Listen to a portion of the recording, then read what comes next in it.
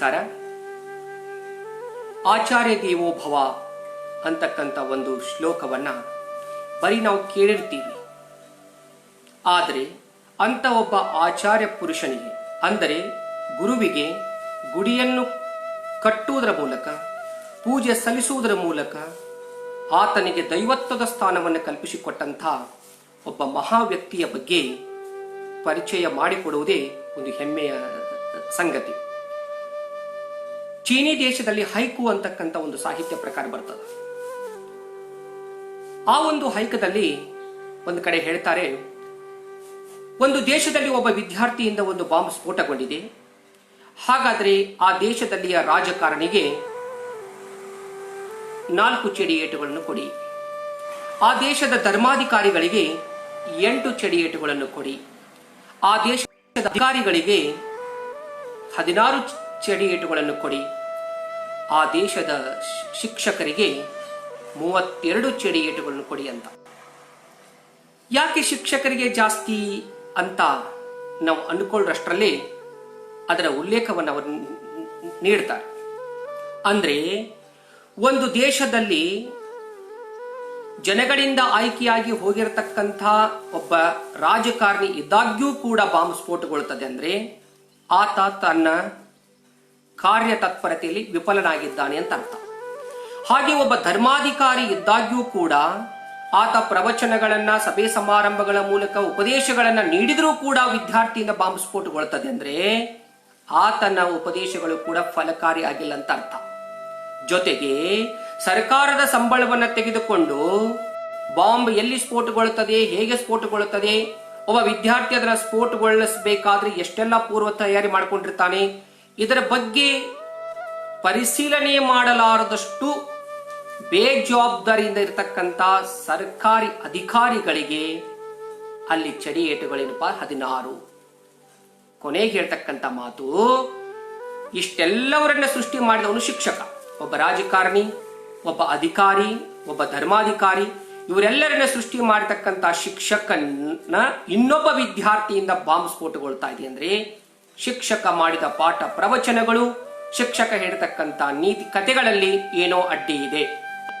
ಶಿಕ್ಷಕ ಅಕಸ್ಮಾತ್ ತನ್ನ ಕರ್ತವ್ಯದಲ್ಲಿ ವಿಫಲನಾದ್ರೆ ಇಡೀ ಸಮುದಾಯವೇ ಏನಪ್ಪಾ ಅಂದ್ರೆ ಎಕ್ಕುಟ್ಟು ಹೋಗ್ತದ, ಇಡೀ ಸಮಾಜವೇ ಏನಪ್ಪಾ ಅಂದ್ರೆ ತಲೆ ತಗ್ಗಿಸುವಂತ ಕೆಲಸ ಮಾಡಕ್ ಶುರು ಮಾಡ್ತದ, ರಾಷ್ಟ್ರದ ಅಭಿವೃದ್ಧಿಗೆ ಕುಂಠಿತಗೊಳ್ತದ. 4 ಗೋಡೆಗಳ ಮಧ್ಯೆ ಸೃಷ್ಟಿಯಾಗ್ತಕ್ಕಂಥ ಶಿಕ್ಷಕನ ಪಾಠ ಪ್ರವೃತ್ತಿಗಳು ದೇಶವನ್ನ 4 ಕಡೆಗಳಿಂದ ರಕ್ಷಣೆ ಮಾಡಿಕೊಳ್ಳುವಷ್ಟು ಜವಾಬ್ದಾರಿನ ನೀಡ್ತಕ್ಕಂಥದ್ದು. ಅಂಥ ಶಿಕ್ಷಕ ಸಮುದಾಯಕ್ಕೆ ಹಿಂದಿನಿಂದಲೂ ಇವತ್ತಿನವರೆಗೂ ಒಂದು ದೊಡ್ಡ ಸ್ಥಾನ ಪ್ರಾಪ್ತವಾಗಿದೆ.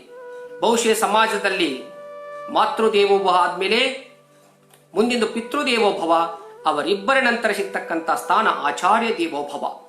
ಇಂಥ ಶಿಕ್ಷಕ ಸ್ಥಾನದಲ್ಲಿ ಇದ್ದುಕೊಂಡು ಗುಡಿ ಕಟ್ಟಿ ಪೂಜಿಸಿಕೊಳ್ತಕ್ಕಂಥ ಒಬ್ಬ ವ್ಯಕ್ತಿಯ ಬಗ್ಗೆ ಇವತ್ತು ನಿಮ್ಮ ಮುಂದೆ ಇರತಕ್ಕಂಥದ್ದು. ಹಾಗಾದ್ರೆ ಅಂತ ಮಹಾನ್ ಸಾಧನೆ ಆತ ಮಾಡಿದ್ದೇನು?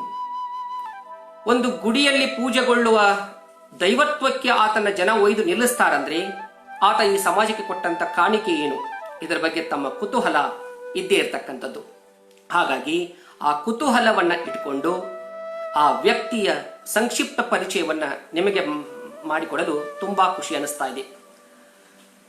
ಈ ಜಗತ್ತಿನಲ್ಲಿ ಸಾಕಾಗಿ ಬದುಕೋರು ಬಹಳ ಜನ ಇದ್ದಾರೆ.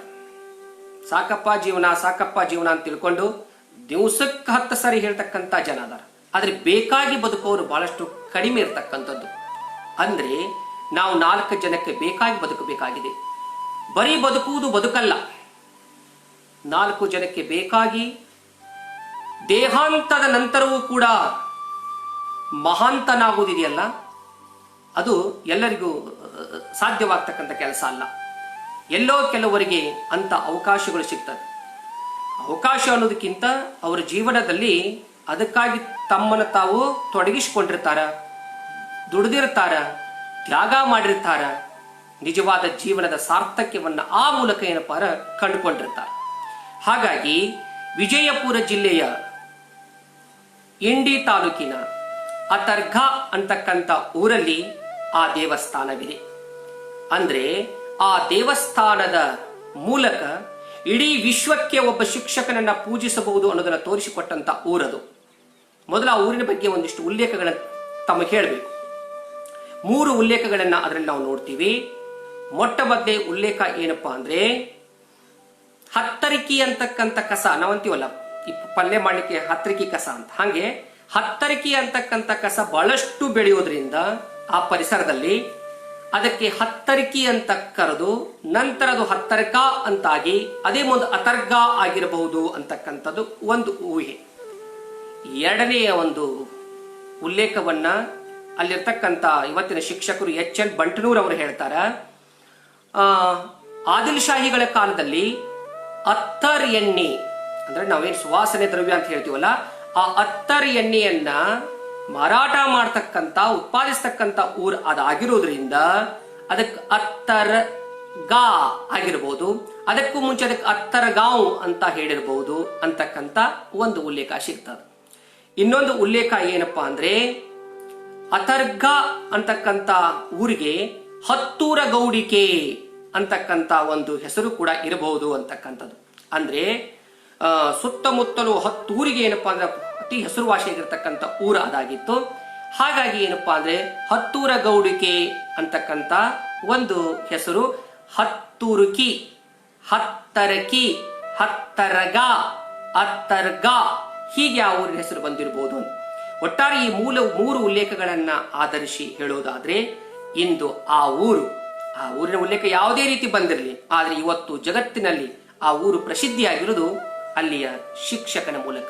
ಹಾಗಾದ್ರೆ ಯಾರು ಆ ಶಿಕ್ಷಕರು ಅನ್ನೋದಾದ್ರೆ, ಆ ಶಿಕ್ಷಕರ ಹೆಸರು ರೇವಣಸಿದ್ದಪ್ಪ ಮಾಸ್ತರ್ ಅಂತ ಕರೀತಾರೆ. ಹಾಗಾದ್ರೆ ಇವರು ಜನಿಸಿದ್ದು ಎಲ್ಲಿಪ್ಪ ಅಂದ್ರೆ, ಮೂಲತಃ ಇವರ ಊರು ವಿಜಯಪುರ ಜಿಲ್ಲೆಯ ಬಸವನ ಬಾಗೇವಾಡಿ ತಾಲೂಕಿನ ಮನಗೂಳಿ ಅಂತಕ್ಕಂಥ ಊರಲ್ಲಿ 26 ಮೇ 1889ರಲ್ಲಿ ಅವರು ಜನಿಸ್ತಾರೆ.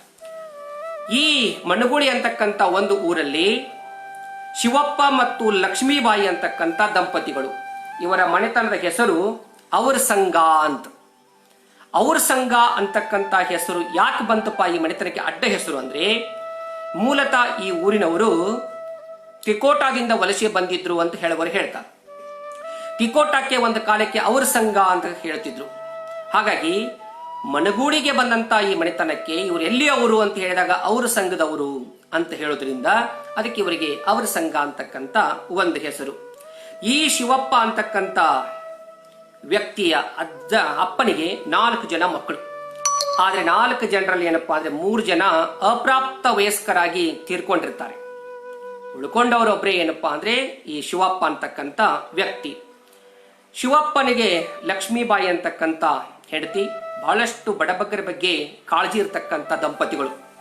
ಯಾವಾಗಲೂ ಇವರ ಜಂಗಮ ಸೇವೆ ಮಾಡೋದು, ಬಡವರಿಗೆ ಏನಪ್ಪಾ ಅಂದ್ರೆ ಊಟಗಳನ್ನ ಅಥವಾ ಪ್ರಸಾದವನ್ನ ಅಥವಾ ಅವರ ಮನೆಗೆ ಕರೆಸಿ ಆತಿಥ್ಯ ಸತ್ಕಾರವನ್ನು ಮಾಡಿದ ಮೇಲೆ ಊಟ ಮಾಡ್ತಕ್ಕಂಥ ದಂಪತಿಗಳು.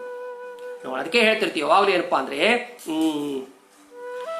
ಸಂಸ್ಕೃತಿ ಹೇಗಿರ್ತದೋ, ಒಂದು ಮನೆತನದ ಸಂಸ್ಕೃತಿ ಹೇಗಿರ್ತದೋ ಅದೇ ರೀತಿ ಏನಪ್ಪಾ ಅಂದ್ರೆ ಆ ಮಕ್ಕಳ ಪರಿಸರವನ್ನು ಒದಗಿಸುವುದರಿಂದ ಈ ಪರಿಸರ ಮತ್ತು ಸಂಸ್ಕೃತಿ ಈ ಎರಡೂ ಇಟ್ಕೊಂಡು ಏನಪ್ಪಾ ಅಂದ್ರೆ ಮಕ್ಕಳು ಬೆಳೀತಾರೆ ಅಂತಕ್ಕಂಥದ್ದು. ಅದಕ್ಕೆ ಬೆಳೆಯುವ ಸಿರಿ ಮೊಳಕೆ ಎಲೆ ಅಂತ ನಾವು ಹೇಳ್ತೀವಿ.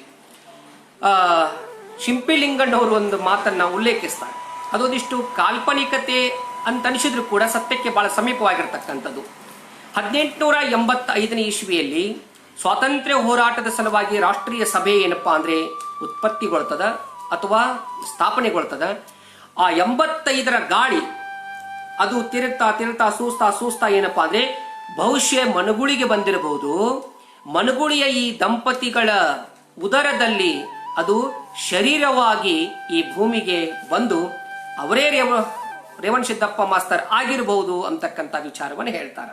ಅಂದ್ರೆ ಯಾವ ರೀತಿ ಗಾಂಧಿವಾದದಲ್ಲಿ, ಯಾವ ರೀತಿ ಸ್ವಾತಂತ್ರ್ಯ ಹೋರಾಟದಲ್ಲಿ ಜನ ಹೇಗಿರಬೇಕು, ಹೇಗೆ ಮುನ್ನುಗ್ಗಬೇಕು, ದೇಶಕ್ಕಾಗಿ ಯಾವ ರೀತಿ ಹೋರಾಡಬೇಕು ಅಂತಕ್ಕಂಥ ಉದ್ದೇಶದಿಂದ ರಾಷ್ಟ್ರೀಯ ಸಭೆ ಉತ್ಪತ್ತಿಯಾಯಿತು. ಆ ಎಲ್ಲ ಉದ್ದೇಶಗಳೇನಾಗಿದಪ್ಪ ಅಂದ್ರೆ ರೇವಣಸಿದ್ದಪ್ಪ ಮಾಸ್ತರಲ್ಲಿ ಇತ್ತು. ಇವರು ಕೂಡ ದೇಶಕ್ಕಾಗಿ, ಸಮಾಜಕ್ಕಾಗಿ, ಜನರ ಒಳಿತಿಗಾಗಿ, ಬಡ ಜನರ ಕಷ್ಟಕ್ಕಾಗಿ, ದೀನದಲಿತರ ಮೇಲೆತ್ತುವುದಕ್ಕಾಗಿ ಆ ಎಲ್ಲ ಕೆಲಸಗಳನ್ನ ಮುಂದೆ ಮಾಡ್ತಾ ಹೋಗ್ತಾರೆ. ಹಾಗಾಗಿ ಶಿಂಪಿ ಲಿಂಗನವರ ಮಾತು ಏನಪ್ಪಾ ಅಂದ್ರೆ, ಇವರು ರಾಷ್ಟ್ರೀಯ ಹೋರಾಟದ ನಿಮಿತ್ತ ಹುಟ್ಟಿದ ಶಿಶು ಅಂತಕ್ಕಂಥ ಮಾತನ್ನು ಹೇಳ್ತಾರೆ. ಎಲ್ಲ ವಿಚಾರಗಳನ್ನ ಶಿಂಪಿ ಲಿಂಗನವರು ಹಳ್ಳಿಯ ಮಹಾತ್ಮ ಅಂತಕ್ಕಂಥ ಒಂದು ಸಣ್ಣ ಪುಸ್ತಕದಲ್ಲಿ ಅದನ್ನ ದಾಖಲಿಸ್ತಾರೆ. ಇದೇ ಪುಸ್ತಕವನ್ನ ಆಧರಿಸಿ BR ಪೊಲೀಸ್ ಪಾಟೀಲ್ ಸರ್ ಅವರು ಮಾಸ್ತರ್ ದೇವರು ಅಂತಕ್ಕಂಥ ಒಂದು ಪುಸ್ತಕವನ್ನು ರಚನೆ ಮಾಡ್ತಾರೆ. ಹೀಗೆ ಹುಟ್ಟಿದಂತ ಶಿಶು ಮುಂದೆ ನಮ್ಮ ತರ ಜಂಗಮ ಸೇವೆ ಮಾಡಬೇಕು, ಲಿಂಗ ಪೂಜೆ ಮಾಡಬೇಕು, ಒಟ್ಟಾರೆ ನಮ್ಮ ಮನೆತನದ ಕೀರ್ತಿಯನ್ನ ಬೆಳಗುವಂತವನಾಗಬೇಕು ಅನ್ನೋ ಉದ್ದೇಶದಿಂದ ಮಗನನ್ನು ಬೆಳೆಸ್ತಾನೆ. ಶಿವಪ್ಪ ಮತ್ತು ಲಕ್ಷ್ಮೀಬಾಯಿಗೆ ಇಬ್ಬರು ಮಕ್ಕಳು, ಅದರಲ್ಲಿ ಎರಡನೇ ಮಗನೇ ಅರಿವಣಸಿದ್ದಪ್ಪ ಮಾಸ್ತರ್.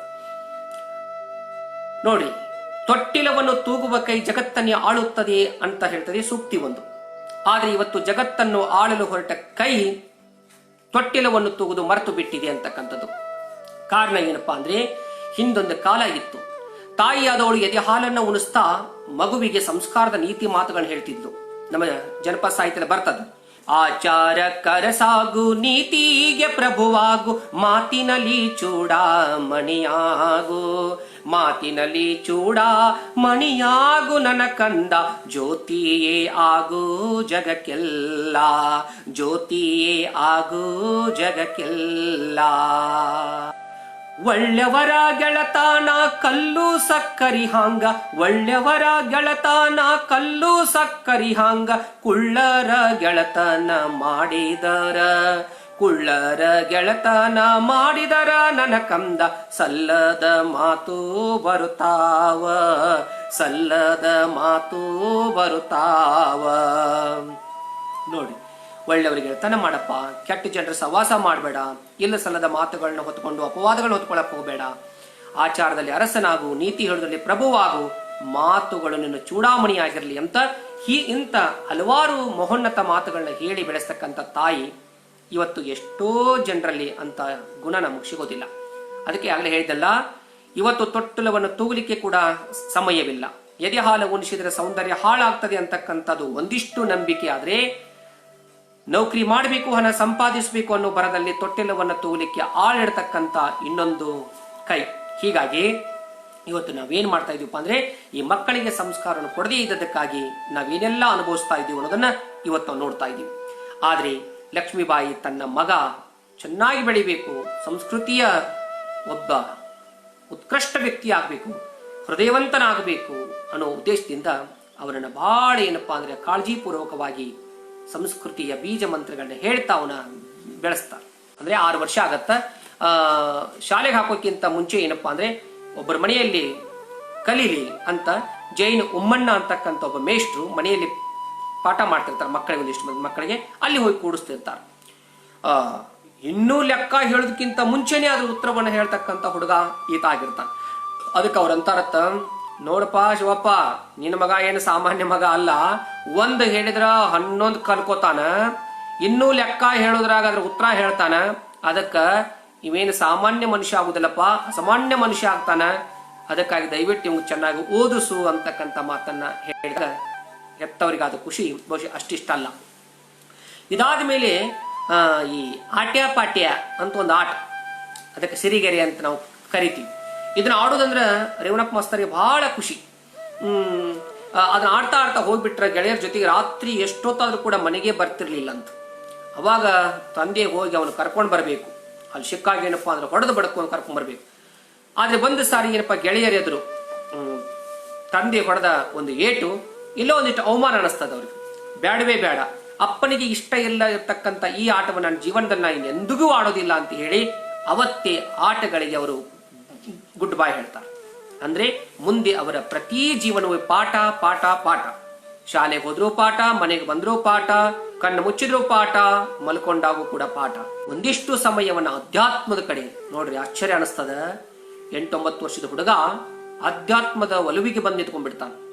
ಲಿಂಗ ಪೂಜೆಯನ್ನು ಮಾಡೋದು, ಕಣ್ಣು ಮುಚ್ಚಿ ಧ್ಯಾನವನ್ನು ಮಾಡೋದು, ಹೀಗೆ ಒಂದಿಷ್ಟು ಅಧ್ಯಾತ್ಮ ಧ್ಯಾನದ ಜೊತೆಗೆ ಈ ಶಾಲಾ ಜ್ಞಾನ, ಈ 2 ಜ್ಞಾನಗಳನ್ನು ಪಡ್ಕೊಳ್ತಾ ಆ ಮಗು ಬೆಳೀತಾ ಹೋಗ್ತಾನ. ಇದಾದ ಮೇಲೆ ಅವತ್ತಿನ ಕಾಲಕ್ಕೆ ಶಾಲಾ ಪರಿವೀಕ್ಷಕರು ಅಂತ ಈಗ ಕೂಡ ಬರ್ತಿರ್ತಾರೆ. ಸಾಹೇಬ್ರು ಬಂದ್ರು ಅಂತ ನಾವು ಹೇಳ್ತೀವಿ, ಸಾಹೇಬ್ರು ಬರ್ತಾರೆ ಶಾಲೆಗೆ ಅಂತ. ಹಾಗೆ ಒಂದು ಸಾರಿ ಸ್ಕೂಲಿಗೆ ಬಂದಂತ ಸಂದರ್ಭದಲ್ಲಿ ಒಂದು ಲೆಕ್ಕ ಹೇಳಿದಾಗ ಆ ಲೆಕ್ಕವನ್ನ ಬೇರೊಂದು ಮೆಥಡ್ ಬಳಸಿ ಅದ ಬಿಡಿಸಿರ್ತಾನೆ. ಅವಾಗ ಬಂದಂತವ್ರು ಹೇಳ್ತಾರೆ, ಹಿಂಗ್ ಬಿಡಿಸೋದಲ್ಲ ಇದು, ಕೂತ್ಕೋ ಅಂತ ಹೇಳಿದಾಗ, ಇಲ್ಲ ಗುರುಗಳೇ ನಾ ಬಿಡಿಸಿದ್ ಕರೆಕ್ಟ್ ಇದೆ, ಸ್ವಲ್ಪ ನೋಡಿ ಅಂತ ತಿಳ್ಕೊಂಡು ಹೇಳಿದಾಗ, ಇಲ್ಲಪ್ಪ ದಯವಿಟ್ಟು ಏನಂದ್ರೆ ಹಂಗಲ್ಲ ಅಂತ ಹೇಳಿದ್ರು ಕೂಡ ಇದು ಒಪ್ಪೋದೇ ಇಲ್ಲ, ನೀವು ಸ್ವಲ್ಪ ನೋಡಿ ಅವ್ರ ಕೊನೆಗೆ ಉತ್ತರ ಅಷ್ಟೇ ನೋಡೋರು, ಉತ್ತರ ಜಾಗದಾಗ ಏನು ಅಂತ ನೋಡೋರು, ಉತ್ತರ ಕರೆಕ್ಟ್ ಇದೆ ಆದ್ರೆ ಬಿಡಿಸೋ ಮೆಥಡ್ ಚೇಂಜ್ ಇದೆ, ಪುಸ್ತಕ ರೀತಿ ಇಲ್ಲ ಅಂತ ಅವ್ರ ವಾದ. ಕೊನೆಗೆ ಆತ ಹೋಗಿ ಹೇಳ್ತಾನಂತ ಅವ್ರ ಗುರುಗಳಿಗೆ, ಅವ್ರ ಗುರುಗಳ ಹತ್ರ ಹೋಗಿ, ನೋಡಿ ಗುರುಗಳೇ, ಆ ಗುರುಗಳ ಹೆಸರು ಬಸವನ ಗೌಡ್ರು, ಆ ಗುರುಗಳ ಹತ್ರ ಹೋಗಿ, ಗುರುಗಳೇ ನಾನು ಬಿಡಿಸಿದ ಮೆಥಡ್ ಚೇಂಜ್ ಇರ್ಬೋದು ಆದ್ರೆ ಉತ್ತರ ಸರಿಯಾಗಿದೆ, ದಯವಿಟ್ಟು ನೀವು ಅವರಿಗೆ ಹೇಳಿ ಅಂತ ಹೇಳಿದಾಗ, ಅವರೇ ಅದನ್ನು ವಿವರಿಸಿ ಹೇಳಿದಾಗ ಆ ಶಾಲಾ ಪರಿವೀಕ್ಷಕರು ಅನಿಸಕ್ಕಂತ, ಅಬ್ಬಾ ನಾವು ಪುಸ್ತಕದಲ್ಲಿ ಕೊಟ್ಟಂತ ಮೆಥಡ್ ಬೇರೆ, ಆದ್ರೆ ಈ ಹುಡುಗ ಬೇರೊಂದು ರೀತಿಯಲ್ಲಿ ಬಿಡಿಸಿದಾನಲ್ಲ, ನಾನು ಆಗಲೇ ನೋಡ್ಬೇಕಾಗಿತ್ತು ಅಂತ ತಿಳ್ಕೊಂಡು ಆತನಿಗೆ ಶಭಾಷ್ ಹೇಳಿ, ನೀನು ಮುಂದೆ ಒಬ್ಬ ಜಾಣ ವಿದ್ಯಾರ್ಥಿ ಆಗ್ತಿ ಹೋಗಪ್ಪ ಅಂತ ತಿಳ್ಕೊಂಡು ಆಶೀರ್ವಾದ ಮಾಡಿದ್ರು ಅಂತಕ್ಕಂಥ ಒಂದು ವಿಚಾರವನ್ನು ನೋಡ್ತೀವಿ. ಹೀಗೆ ಕಲಿತಾ ಕಲಿತಾ ಕಲಿತಾ ಮುಂದೆ 6ನೇ ತರಗತಿ ಮುಗಿಸಿ 7ನೇ ತರಗತಿ ಮುಲ್ಕಿ ಪರೀಕ್ಷೆ ಅಂತ, ಆಗಿನ ಕಾಲದಲ್ಲಿ ಒಂದು ಪರೀಕ್ಷೆ, ಅದು ಶವಂತ ಪರೀಕ್ಷೆ. ಆ ಮುಲ್ಕಿ ಪರೀಕ್ಷೆಯಲ್ಲಿ ಕೂತ್ಕೊಂಡಾಗ ಇಡೀ ವಿಜಯಪುರ ಜಿಲ್ಲೆಗೆ 2ನೇ ಸ್ಥಾನದಲ್ಲಿ ಪಾಸ್ ಆಗ್ತಾರೆ. ಆದ್ರೆ ಅವ್ರ ಹಂಬಲ ಏನಪ್ಪಾ ಅಂದ್ರೆ, ನಾನು ವಿಜಯಪುರ ಜಿಲ್ಲೆಗೆ ಪ್ರಥಮವಾಗಿ ಪಾಸ್ ಆಗ್ಬೇಕು ಅಂತಕ್ಕಂಥದ್ದು ಒಳಗಿದ್ರು ಕೂಡ 2ನೇ ಸ್ಥಾನ ಪಡ್ಕೊಂಡಿದ್ದಕ್ಕೆ ಅವ್ರು ಅಂದ್ಕೋತಾರಂತ, ಇಲ್ಲ ಇನ್ನು ಮುಂದಿನ ಎಕ್ಸಾಮ್, ಮುಂದೆ ನಾನು ಯಾವುದೇ ಪರೀಕ್ಷೆ ಬರೆದ್ರು ಕೂಡ ಅದರಲ್ಲಿ ನಾನೇ ಮೊದಲಿಗನಾಗಿರ್ಬೇಕು ಅಂತ ತಿಳ್ಕೊಂಡು ಪ್ರತಿ ಕ್ಷಣ ಪ್ರತಿ ದಿನ ಯಾವ ಒಂದು ಕೆಲಸಕ್ಕೂ ಅಥವಾ ಬೇರೆ ವಿಚಾರಗಳಿಗೆ ಸಮಯವನ್ನು ಹಾಳು ಮಾಡದೆ ಕೇವಲ ಅಧ್ಯಯನಕ್ಕಾಗಿ ಮೀಸಲಿಡ್ತಾರ. ಇದಾದ್ಮೇಲೆ 1907ನೇ ಇಸ್ವಿಯಲ್ಲಿ ಧಾರವಾಡದ ಟ್ರೈನಿಂಗ್ ಕಾಲೇಜ್ ಸೇರ್ಕೋತಾರ. ಅಲ್ಲಿ 3 ವರ್ಷ ಸತತವಾಗಿ ಓದಿಕೊಂಡು ಕೊನೆಗೆ ಏನಪ್ಪಾ ಅಂದ್ರೆ 4 ಜಿಲ್ಲೆಗಳು, ವಿಜಯಪುರ, ಧಾರವಾಡ, ಬೆಳಗಾವಿ ಮತ್ತು ಕಾರವಾರ, ಈ 4 ಜಿಲ್ಲೆಗಳಿಗೆ ಮೊಟ್ಟ ಮೊದಲಿಗರಾಗಿ ಉತ್ತೀರ್ಣರಾಗ್ತಾರೆ. ಅವರಿಗೆ ಆವಾಗ 25 ರೂಪಾಯಿ ಬಹುಮಾನ ಕೊಟ್ಟಿದ್ರಂತೆ. ನಮಗೆ ಅನಿಸ್ಬೋದು 25 ರೂಪಾಯಿ ಅಂತ ತಿಳ್ಕೊಂಡು, ಆದ್ರೆ ಆಗಿನ ಕಾಲದಲ್ಲಿ 25 ರೂಪಾಯಿ ತೆಗೆದುಕೊಳ್ಳೋದಂದ್ರೆ ಅದೇ ಸಾಮಾನ್ಯವಾದ ಸಂಗತಿ ಅಲ್ಲ. ಹೀಗೆ ಇಡೀ ಊರಿನ ಜನ ಎಲ್ಲ ಬಂದು ಅವ್ರು ನೋಡಿದ್ರಂತೆ, ಎಂತವ್ರು ದಾರ ಮುಲ್ಕಿ ಪರೀಕ್ಷೆ ಪಾಸ್ ಆದವ್ರು ಇಂಥವ್ರು, ಇವತ್ತು ಧಾರವಾಡ ಟ್ರೈನಿಂಗ್ ಕಾಲೇಜ್ನಲ್ಲಿ ಮೊದಲಿಗನಾಗಿ ಪಾಸ್ನಾಗ್ಯಾರ ಅಂದ್ರೆ ಅವ್ರು ಹೆಂಗಿರ್ಬೇಕು ಅಂತ ತಿಳ್ಕೊಂಡು ಸುತ್ತಮುತ್ತಲಿನ ಜನ ಬಂದು ಅವ್ರು ನೋಡ್ತಿದ್ರಂತ. ಇವತ್ತು MA BEd PhD ಆದ್ರೂ ಕೂಡ ಯಾರು ಮಾತಾಡಿಸೋದಿಲ್ಲ, ಯಾಕಂದ್ರೆ ಇವತ್ತು ಶಿಕ್ಷಣ ನಮ್ಮ ಹತ್ತಿರಕ್ಕೆ ಬರುವುದರ ಮೂಲಕ ಅದು ತನ್ನ ಮೌಲ್ಯವನ್ನ ಮಹತ್ವವನ್ನು ಕಳ್ಕೊಳ್ತಾ ಇದೆ. ಆದ್ರೆ ಈ ರೀತಿ ಸಂಪೂರ್ಣವಾದಂತ ಒಬ್ಬ ಶಿಕ್ಷಕನಾಗಿ ಹೊರಹೊಮ್ತಾರೆ. ನೋಡಿ, ಅವರಿಗೆ ಶಿಕ್ಷಕನೇ ಆಗ್ಬೇಕಂತ ಅಭಿಲಾಷೆ ಇತ್ತು, ಅದೇ ದೃಷ್ಟಿಕೋನ ಇಟ್ಕೊಂಡು ಓದಿದ್ರು. ಆದ್ರೆ ಇವತ್ತು ನಾವೆಷ್ಟು ಜನ ಆ ರೀತಿ ಓದ್ತಾ ಇದ್ದೀವಿ, ಎಷ್ಟು ಜನ ಈ ವೃತ್ತಿಗೆ ಬರ್ತಾ ಇದೀವಿ ಅನ್ನೋದನ್ನ ತಿಳ್ಕೊಂಡ್ರೆ ಬೇಜಾರು ಅನಿಸ್ತದೆ. ಶಿಕ್ಷಕ ವೃತ್ತಿ ಅನ್ನೋದು ಸುಮ್ಮನೆ ಮಾಡೋ ಉದ್ಯೋಗ ಅಲ್ಲ. ಇವತ್ತು ಕೆಲವು ಜನ ಬೈ ಚಾನ್ಸ್ ಬರ್ತಾರೆ, ಬೈ ಚಾಯ್ಸ್ ಬರೋರು ಬಹಳ ಕಡಿಮೆ, ಬೈ ಚಾನ್ಸ್, ಬೈ ಮಿಸ್ಟೇಕ್. ನಮಗೊಬ್ರು ಹೇಳ್ತಿದ್ರು, ಸರ್ ಯಾವ ನೌಕರಿನೂ ಸಿಗುವಲ್ಲ ರೀ, ಸರ್ ಆಗತ್ತನೋ ಕಡೆಗೆ ಮಾಸ್ತರೇ ಆಗುವಲ್ಲ ನೋಡ್ರಿ ಅಂತ.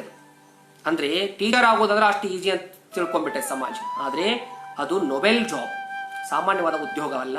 ಅದಕ್ಕೆ ಬರಬೇಕಂದ್ರ ತ್ಯಾಗ ಬೇಕು, ಅದು ಬರಬೇಕಂದ್ರೆ ಸತತ ಅಧ್ಯಯನ ಬೇಕು. ಆ ವೃತ್ತಿಗೆ ನಾವು ಬರಬೇಕಂದ್ರ ಒಂದಿಷ್ಟು ಸಾಮಾಜಿಕ ಸೇವೆ ಬೇಕು. ಅದರ ಜೊತೆಗೆ ಕೇವಲ ಅಕಾಡೆಮಿಕ್ ಡ್ಯೂಟಿ ಮಾಡ್ತೀನಿ ಅನ್ನೋದ್ರೆ ಆಗೋದಿಲ್ಲ. ಮುಂದೆ ನಾನು ಹೇಳ್ತಾ ಹೋಗ್ತೀನಿ, ಅವರು ಮಾಡಿದಂಥ ಕೆಲಸಗಳು ಕೇವಲ ಕಲಿಸಿ, ಅಕ್ಷರಾಭ್ಯಾಸವನ್ನು ಕಲಿಸಿ ಮನೆಗೆ ಬಂದು ಆರಾಮಿರ್ಬೋದಾಗಿತ್ತು. ಆದ್ರೆ ಅಷ್ಟನ್ನು ಅವ್ರು ಎಂದೂ ಮಾಡಲಿಲ್ಲ. ಅಷ್ಟನ್ನು ಬಿಟ್ಟು ಹೊರಪಡಿಸಿ ಬೇರೆಗಳನ್ನ ಮಾಡಿದ್ದಕ್ಕಾಗಿ ಇವತ್ತು ಅವರಿಗೆ ದೇವರ ಗುಡಿ ಕಚ್ಚಿ ಪೂಜೆ ಮಾಡ್ತಾರಷ್ಟೇ. ಒಬ್ಬ ಶಿಕ್ಷಕ ಹೇಗಿರಬೇಕು ಅನ್ನೋದಕ್ಕೆ BR ಪೊಲೀಸ್ ಪಾಟೀಲ್ ಸರ್ ಅವರು ಒಂದು ಆಧುನಿಕ ವಚನದಲ್ಲಿ ಹೀಗೆ ಹೇಳ್ತಾರೆ, ಬರೀ ಓದು ಬರಹ ಕಲಿಸುವ ಯಂತ್ರವಲ್ಲ, ಚಿಂತನಶೀಲ, ಕ್ರಿಯಾಶೀಲ, ಸುಶೀಲ, ಅಧ್ಯಯನಶೀಲ, ವಿದ್ಯಾಪ್ರೇಮಿ, ವಿದ್ವಾಂಸ, ನಿರಂತರ ಶೋಧಕ, ಜೊತೆಗೆ ಸತ್ಯನಿಷ್ಠ, ಸೃಜನ ಹೃದಯ, ಪ್ರೇಮಮಯಿ, ದೀನಬಂಧು, ಕಾರುಣ್ಯ ಸಿಂಧು, ಗುಣಗ್ರಾಹಿ, ಸ್ವಾಭಿಮಾನದ ಗನಿ, ಶ್ರಮ ಸಂಸ್ಕೃತಿಯ ರಾಯಭಾರಿ, ಸಮಯ ಪರಿಪಾಲಕ, ಅಭಯ ಸಾಧಕ, ಸಾವಿರ ಮೌಲ್ಯಗಳ ಮೊತ್ತವೇ ಶಿಕ್ಷಕ, ಹಕ್ಕು ಮತ್ತು ಹೊಣೆ ನಿತ್ಯ ಚಲಾವಣೆ, ನಾಣ್ಯದ 2 ಮುಖಗಳು ನೋಡಯ್ಯ. ಹಾಗಾಗಿ ವಿದ್ಯೆಯನ್ನು ಕಲ್ಕೊಂಡು 4 ಜಿಲ್ಲೆಗಳಿಗೆ ಮೊದಲಿಗನಾಗಿ ಉತ್ತೀರ್ಣರಾದ್ರೂ ಕೂಡ ವಿದ್ಯೆ ಅವರಿಗೆ ಅಲಂಕಾರವಾಯಿತು ಹೊರತು ಅಹಂಕಾರ ಆಗಲಿಲ್ಲ. ಎಂದೂ ಅವರು ವಿದ್ಯೆಗೆ ಗರ್ವವನ್ನು ತುಂಬುವ ಮೂಲಕ ನಾನು ಶ್ರೇಷ್ಠ, ನಾನು ಜಾನ ಅಂತ ಅವರು ಎಂದೂ ಹೇಳಿಕೊಳ್ಳಿಲ್ಲ.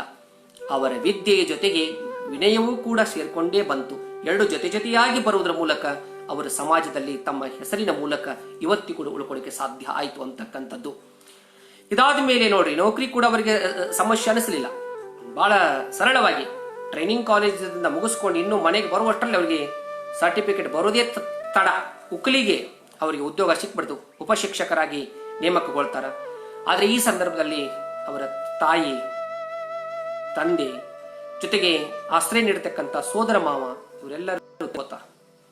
ಹಾಗಾಗಿ ನೌಕರಿಯನ್ನು ಮಾಡೋ ಸಂದರ್ಭದಲ್ಲಿ ಅವರೇ ಒಂದು ರೂಮ್ ಮಾಡಿಕೊಂಡು, ಅವರೇ ಅಡಿಗೆ ಮಾಡಿಕೊಂಡು, ತಮ್ಮ ಬಟ್ಟೆಗಳು ತಾವೇ ಒಕ್ಕೊಂಡು ಆ ಹುಡುಗರ ಜೊತೆ ಬೆರೆತುಕೊಂಡು ಜೀವನ ಮಾಡ್ಕೊಂತ ಆರಾಮಾಗಿರ್ತಾರೆ. ಆದರೆ ಇಂಥ ಒಂದು ಸಂದರ್ಭದಲ್ಲಿ ಬಡ ಮಕ್ಕಳನ್ನ ತನ್ನ ರೂಮ್ನಲ್ಲಿ ಇಟ್ಕೊಳ್ಳೋದ್ರ ಮೂಲಕ ಅಥವಾ ಅವರಿಗೆ ಊಟದ ವ್ಯವಸ್ಥೆ ಮಾಡೋದ್ರ ಮೂಲಕ, ಪುಸ್ತಕಗಳೇನಾದ್ರೂ ಬೇಕಾದ್ರೆ ತಮ್ಮ ಕೈಯಿಂದ ಖರ್ಚು ಮಾಡಿ ಪುಸ್ತಕಗಳು ಕೊಡಿಸೋದು, ಇವೆಲ್ಲ ಕೆಲಸಗಳು ಮಾಡ್ತಾ ಹಳ್ಳಿಯಲ್ಲಿ ಒಂದು 3 ವರ್ಷ ಸತತವಾದಂಥ ಕಾರ್ಯಕ್ಷಮತೆ, ದಕ್ಷತೆ, ಆಮೇಲೆ ಜವಾಬ್ದಾರಿ, ಅದ್ರ ಜೊತೆಗೆ ಸಮಯ ಪ್ರಜ್ಞೆ, ಸತತ ಅಧ್ಯಯನ, ಇವೆಲ್ಲವುಗಳನ್ನ ಇಟ್ಕೊಂಡು 3 ವರ್ಷದಲ್ಲಿ ಅವರು ಮಾಡಿದಂಥ ಕರ್ತವ್ಯ ಎಲ್ಲಿ ರಿಪೋರ್ಟ್ ಆಗತ್ತಪ್ಪ ಅಂದ್ರೆ ಜಿಲ್ಲಾಧಿಕಾರಿಗಳು ಅಲ್ಲಿ ರಿಪೋರ್ಟ್ ಹೋಗುತ್ತೆ. ಇಲ್ಲ, ಬಹಳ ಅತ್ಯುತ್ತಮ ಶಿಕ್ಷಕರಿ ಏನೆಲ್ಲ ಶಾಲೆಗಳಿಗೆ ಸುಧಾರಣೆ ಮಾಡೋದ್ರ ಮೂಲಕ ಮಕ್ಕಳ ಮನಸ್ಸನ್ನ ಪರಿವರ್ತನೆ ಮಾಡಿ ಬಹಳ ಅಭಿವೃದ್ಧಿ ಕೆಲಸಗಳನ್ನ ಮಾಡಿದಾರಂತ ಸುದ್ದಿ ಹೋದ್ಮೇಲೆ ಆಗಿಂದಾಗೆ ಏನಪ್ಪಾ ಅಂದ್ರೆ ಅವ್ರಿಗೆ ಪ್ರಮೋಷನ್ ಆಗತ್ತ. ಮುಖ್ಯ ಶಿಕ್ಷಕರಾಗಿ ಅವರನ್ನ ಅತರ್ಗಾ ಊರಿಗೆ ವರ್ಗಾವಣೆ ಮಾಡ್ತಾರೆ. ನೋಡ್ರಿ, ಸೌಭಾಗ್ಯ, ಅತರ್ಗದ ಸೌಭಾಗ್ಯ ಅಂದ್ಕೋತೀನಿ. ಮುಖ್ಯ ಶಿಕ್ಷಕರಾಗಿ ಅತರ್ಗಕ್ಕೆ ಬಂದ ಮೇಲೆ ಅವರು ಇಡ್ತಕ್ಕಂಥ ಹೆಜ್ಜೆಗಳು ಒಂದೊಂದು ಇತಿಹಾಸವನ್ನು ಸೃಷ್ಟಿ ಮಾಡಿರ್ತಕ್ಕಂಥವುಗಳು. ಮುಂದೆ ಆ ಅತರ್ಗಾ ಊರಿನಲ್ಲಿ ಮೊಟ್ಟ ಮೊದಲು ಅವರು ಮಾಡಿದ್ದೇನಪ್ಪಾ ಅಂದ್ರೆ, ಮನೆ ಮನೆಗೆ ಹೋಗಿ ನಿಮ್ಮ ಮಕ್ಕಳು ದನ ಕಾಯಕ ಹಚ್ಚಬೇಡ್ರಿ, ದನ ಕಾಯಕ ಒಂದು ಆಳು ಇಟ್ಕೋರಿ, ಇಲ್ಲಾಂದ್ರೆ ನಿಮಗೆ ಕಷ್ಟ ಆದ್ರೂ ಪರವಾಗಿಲ್ಲ, ನೀವ ಮಾಡ್ರಿ, ನಿಮ್ಮ ಮಗ ಮುಂದೊಂದಿನ ಅಮಲ್ದಾರಾಗಿ ಬರ್ತಾನೆ, ಅವನು ಮುಲ್ಕಿ ಪರೀಕ್ಷೆ ಪಾಸ್ ಮಾಡಿಕೊಡೋ ಜವಾಬ್ದಾರಿ ನನ್ನದು ಅಂತ ಹೇಳ್ತಾ ಕೂಲಿ ಕಳಿಸ್ಬೇಡ್ರಿ ಮಕ್ಕಳನ್ನ. ಇವತ್ತು ಒಂದನೇ, ಎರಡನೇ, ಮೂರನೇ ಅಂತ ಅನೇ ಅವಾಗಿನ ಕಾಲಕ್ಕೆ ಅಷ್ಟು ದುಡ್ಡಿಗೆ ನಿಮ್ಮ ಮಕ್ಕಳನ್ನ ಮಂದಿ ಹೊಲಕ್ಕೆ ಕೂಲಿ ಕಳಿಸ್ತೀರಿ. ಆದ್ರೆ ದಯವಿಟ್ಟು ಅವನ್ನ ಶಾಲೆಗೆ ಕಳಿಸಿದ್ರ ನಾಳೆಗೆ ಅನೆಗಳು ಕೂಡ್ಕೊಂಡು ರೂಪಾಯಿ ರೂಪದಲ್ಲಿ ಏನಪ್ಪಾ ನಿಮ್ಮ ಮಗ ದುಡ್ಕೊಂಡು ಬರ್ತಕ್ಕಂಥ ನೌಕರಿ ಹಿಡ್ಕೋತಾನ, ದಯವಿಟ್ಟು ನನ್ನ ಕಡೆ ಕಳಿಸ್ಕೊಡಿ ಅಂತ ಹೇಳಿ ಮನೆ ಮನೆಗೆ ತಿರುಗಿ ಏನಪ್ಪಾ ಅಂದ್ರ ವಿದ್ಯಾರ್ಥಿಗಳ ವೃಂದವನ್ನು ಹೆಚ್ಚು ಮಾಡ್ತಾರ. ಹಾಗಾಗಿ ಶಿಕ್ಷಕನಾದವನು ಅಥವಾ ಶಿಕ್ಷಕನ ನುಡಿ ನೈವೇದ್ಯವಾಗಬೇಕು ಅಂತ. ಸಮಾಜದಲ್ಲಿ ಶಿಕ್ಷಕನಿಗೆ ದೊಡ್ಡ ಸ್ಥಾನ ಸಿಗಬೇಕಾದ್ರೆ ಮೊದಲು ಅವನ ಮಾತು ನೈವೇದ್ಯವಾಗಬೇಕು. ಮೊದಲು ನಾವು ಮಾತಾಡೋ ಮಾತುಗಳು ಜನಕ್ಕೆ ಇಷ್ಟ ಆಗಬೇಕ್ರಿ. ನಮ್ಮ ಮಾತುಗಳು ಇಷ್ಟ ಆದ್ಮೇಲೆ, ನಮ್ಮ ನಡತೆ ಇಷ್ಟ ಆದ್ಮೇಲೆ ನಾವು ಕಲಿಸೋ ವಿಷಯ ಇಷ್ಟ ಆಗ್ತವ. ಅವಾಗ ವಿದ್ಯಾರ್ಥಿಗಳು ನಮ್ಮ ಹಚ್ಕೋತಾರೆ. ಮೊದಲು ಮಾತಾಡುವಂತ ಬಾಯೊಳಗಣ ಬೇವು ತುಂಬಿಕೊಂಡಿತ್ತಂದ್ರ, ಕರಗಸ ಇತ್ತಂದ್ರ, ಬಳಸುವ ಪದಗಳಲ್ಲಿ ಏನಪ್ಪಾ ಅಂದ್ರ ಗಲೀಜಿತ್ತಂದ್ರ ಯಾವ ವಿದ್ಯಾರ್ಥಿಗಳು ಏನಪ್ಪಾ ನಮ್ಮ ಹತ್ರ ಬರೋದಿಲ್ಲ. ನಾವೆಷ್ಟೇ ಚೆನ್ನಾಗಿ ಮುಂದೆ ಕಲ್ಸಕ್ ಪ್ರಯತ್ನ ಪಟ್ರು ಸಬ್ಜೆಕ್ಟ್ ಚಂದ ಹೇಳ್ತಾರ್ರಿ, ಆದ್ರೆ ಏನ್ ಅವ್ರ ಬಾಯಾಗ ಬರೋ ಪದಗಳು ಕೇಳಕ್ ಆಗಂಗಿಲ್ಲ ಅಂತ ತಿಳ್ಕೊಂಡು ವ್ಯಕ್ತಿತ್ವಕ್ಕೂ ಕಲಿಸುವ ವಿಷಯಕ್ಕೂ ಬಹಳ ಸಂಬಂಧ ಇರ್ತಕ್ಕಂಥದ್ದು. ಹಾಗಾಗಿ ಇವರ ನುಡಿ ನೈವೇದ್ಯವಾಗಿತ್ತು ಅಂತಕ್ಕಂಥ ಮಾತು. ಮುಂದೆ ಹೆಣ್ಣು ಮಕ್ಕಳಿಗೆ ನೋಡ್ರಿ, ಹೆಣ್ಣು ಮಕ್ಕಳನ್ನ ಶಾಲೆ ಕಳಿಸೋದೇ ಒಂದು ದೊಡ್ಡ ಅಪರಾಧ ಅನ್ನೋ ಲೆಕ್ಕಕ್ಕೆತ್ತವ. ನಾವು ಕಳ್ಸಂಗಿಲ್ರಿ, ಆದ್ರೆ ಮನೆ ಮನೆಗೆ ಹೋಗಿ ಹೆಣ್ಣು ಮಕ್ಕಳನ್ನ ಕಳಿಸಿ ದಯವಿಟ್ಟು ಅವರು ವಿದ್ಯಾಭ್ಯಾಸ ಕಲ್ತ್ರಿ ಮನೆ ಒಂದೊಂದು ಶಾಲೆಗಳಾಗುತ್ತವೆ ಅಂತಕ್ಕಂಥ ಮಾತನ್ನು ಅವ್ರು ಹೇಳ್ತಾರೆ. ನೋಡಿ, ನಾವು ಸಾವಿತ್ರಿಬಾಯಿ ಫುಲೆ ಅವ್ರ ನೆನಪು ಪಡ್ಕೋತೀವಿ, ಜ್ಯೋತಿಬಾ ಫುಲೆ ಅವ್ರ ನೆನಪು ಪಡ್ಕೋತೀವಿ. ಅಂದ್ರೆ ಹೆಣ್ಣು ಮಕ್ಕಳ ಶಿಕ್ಷಣಕ್ಕೆ ಒತ್ತು ಕೊಟ್ಟಿದ್ದನ್ನ ಕರ್ನಾಟಕದ ನಮ್ಮಲ್ಲೂ ಕೂಡ ಒಬ್ಬರಂತವ್ರು ಇದ್ರು ಅನ್ನೋದನ್ನ ನಾವು ಸ್ಥಳೀಯ ಇತಿಹಾಸವನ್ನು ಎಷ್ಟೋ ಸಾರಿ ಬಿಟ್ಟು ಹೋಗ್ತೀವಿ. ಹಾಗಾಗಿ ಮನೆ ಮನೆಗೆ ತಿರುಗಿ ಹೆಣ್ಣು ಮಕ್ಕಳ ಶಾಲೆಗೆ ಉತ್ತೇಜನವನ್ನು ನೀಡ್ತಾರ. ಇಷ್ಟೇ ಅಲ್ಲ, ವಯಸ್ಕರಿಗಾಗಿ ಶಿಕ್ಷಣ. ರಾತ್ರಿ ಹೊತ್ತಿನಲ್ಲಿ ಇನ್ನೂ ಸರ್ಕಾರದ ಯೋಜನೆಗಳಿರಲಿಲ್ಲ. ಇನ್ನು ಸರ್ಕಾರ ಏನಪ್ಪಾ ಬ್ರಿಟಿಷ್ ಸರ್ಕಾರವಿರ್ತಕ್ಕಂಥ ಸಂದರ್ಭ.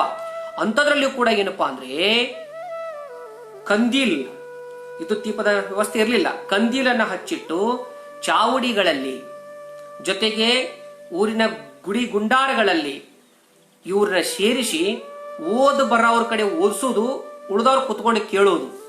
ನೋಡ್ರಿ, ಟೆಕ್ನಾಲಜಿ ಇವತ್ತು ನಾವು ಹೇಳ್ತೀವಿ, ಆದ್ರೆ ಅವ್ರ ಅವತ್ತೇನೆ ಮಾನವ ಟೆಕ್ನಾಲಜಿನ ಬಳಸಿಬಿಟ್ಟಿದ್ರು. ಅಂದ್ರೆ ಯಾರಿಗೆ ಓದಾಕ್ ಬರ್ತೈತಿ ಅಂತ ಹುಡುಗರ ಕಡೆ ಓದಾಕ್ ಹಚ್ತಿದ್ರು, ಉಳಿದವ್ರು ಕೂತು ಕೇಳ್ತಿದ್ರು. ಈ ಶ್ರವಣ ಅಂತಕ್ಕಂಥದ್ರ ಮೂಲಕವೂ ಜ್ಞಾನವನ್ನು ಪಡ್ಕೋಬಹುದು ಅನ್ನೋದಕ್ಕೆ ಅವರು ಸಾಕ್ಷಿ ಆಗ್ತಾರೆ. ಹಾಗಾಗಿ ವಯಸ್ಕರ ಶಿಕ್ಷಣ, ಹೆಣ್ಣು ಮಕ್ಕಳ ಶಿಕ್ಷಣ, ಶಾಲೆ ಬಿಟ್ಟ ಮಕ್ಕಳ ಶಿಕ್ಷಣ, ಇದೆಲ್ಲದರ ಬಗ್ಗೆ ಏನಪ್ಪಾ ಅಂದ್ರೆ ಲಕ್ಷ್ಯ ವಹಿಸ್ತಾರೆ. ಇಂಥ ಎಲ್ಲರನ್ನ ಬಳಸ್ಕೊಂಡು ಮುಲ್ಕಿ ಪರೀಕ್ಷೆಗೆ ಕಟ್ಟೋದ್ರ ಮೂಲಕ ಪ್ರತಿ ವರ್ಷ 4 ರಿಂದ 5 ಜನ ಮುಲ್ಕಿ ಪರೀಕ್ಷೆಯನ್ನು ಪಾಸ್ ಮಾಡ್ತಕ್ಕಂಥದ್ದು. ಬರಬರ್ತಾ ಸಂಖ್ಯೆ ಹೆಚ್ಚಾಗ್ತಾ ಹೋಗ್ತದ.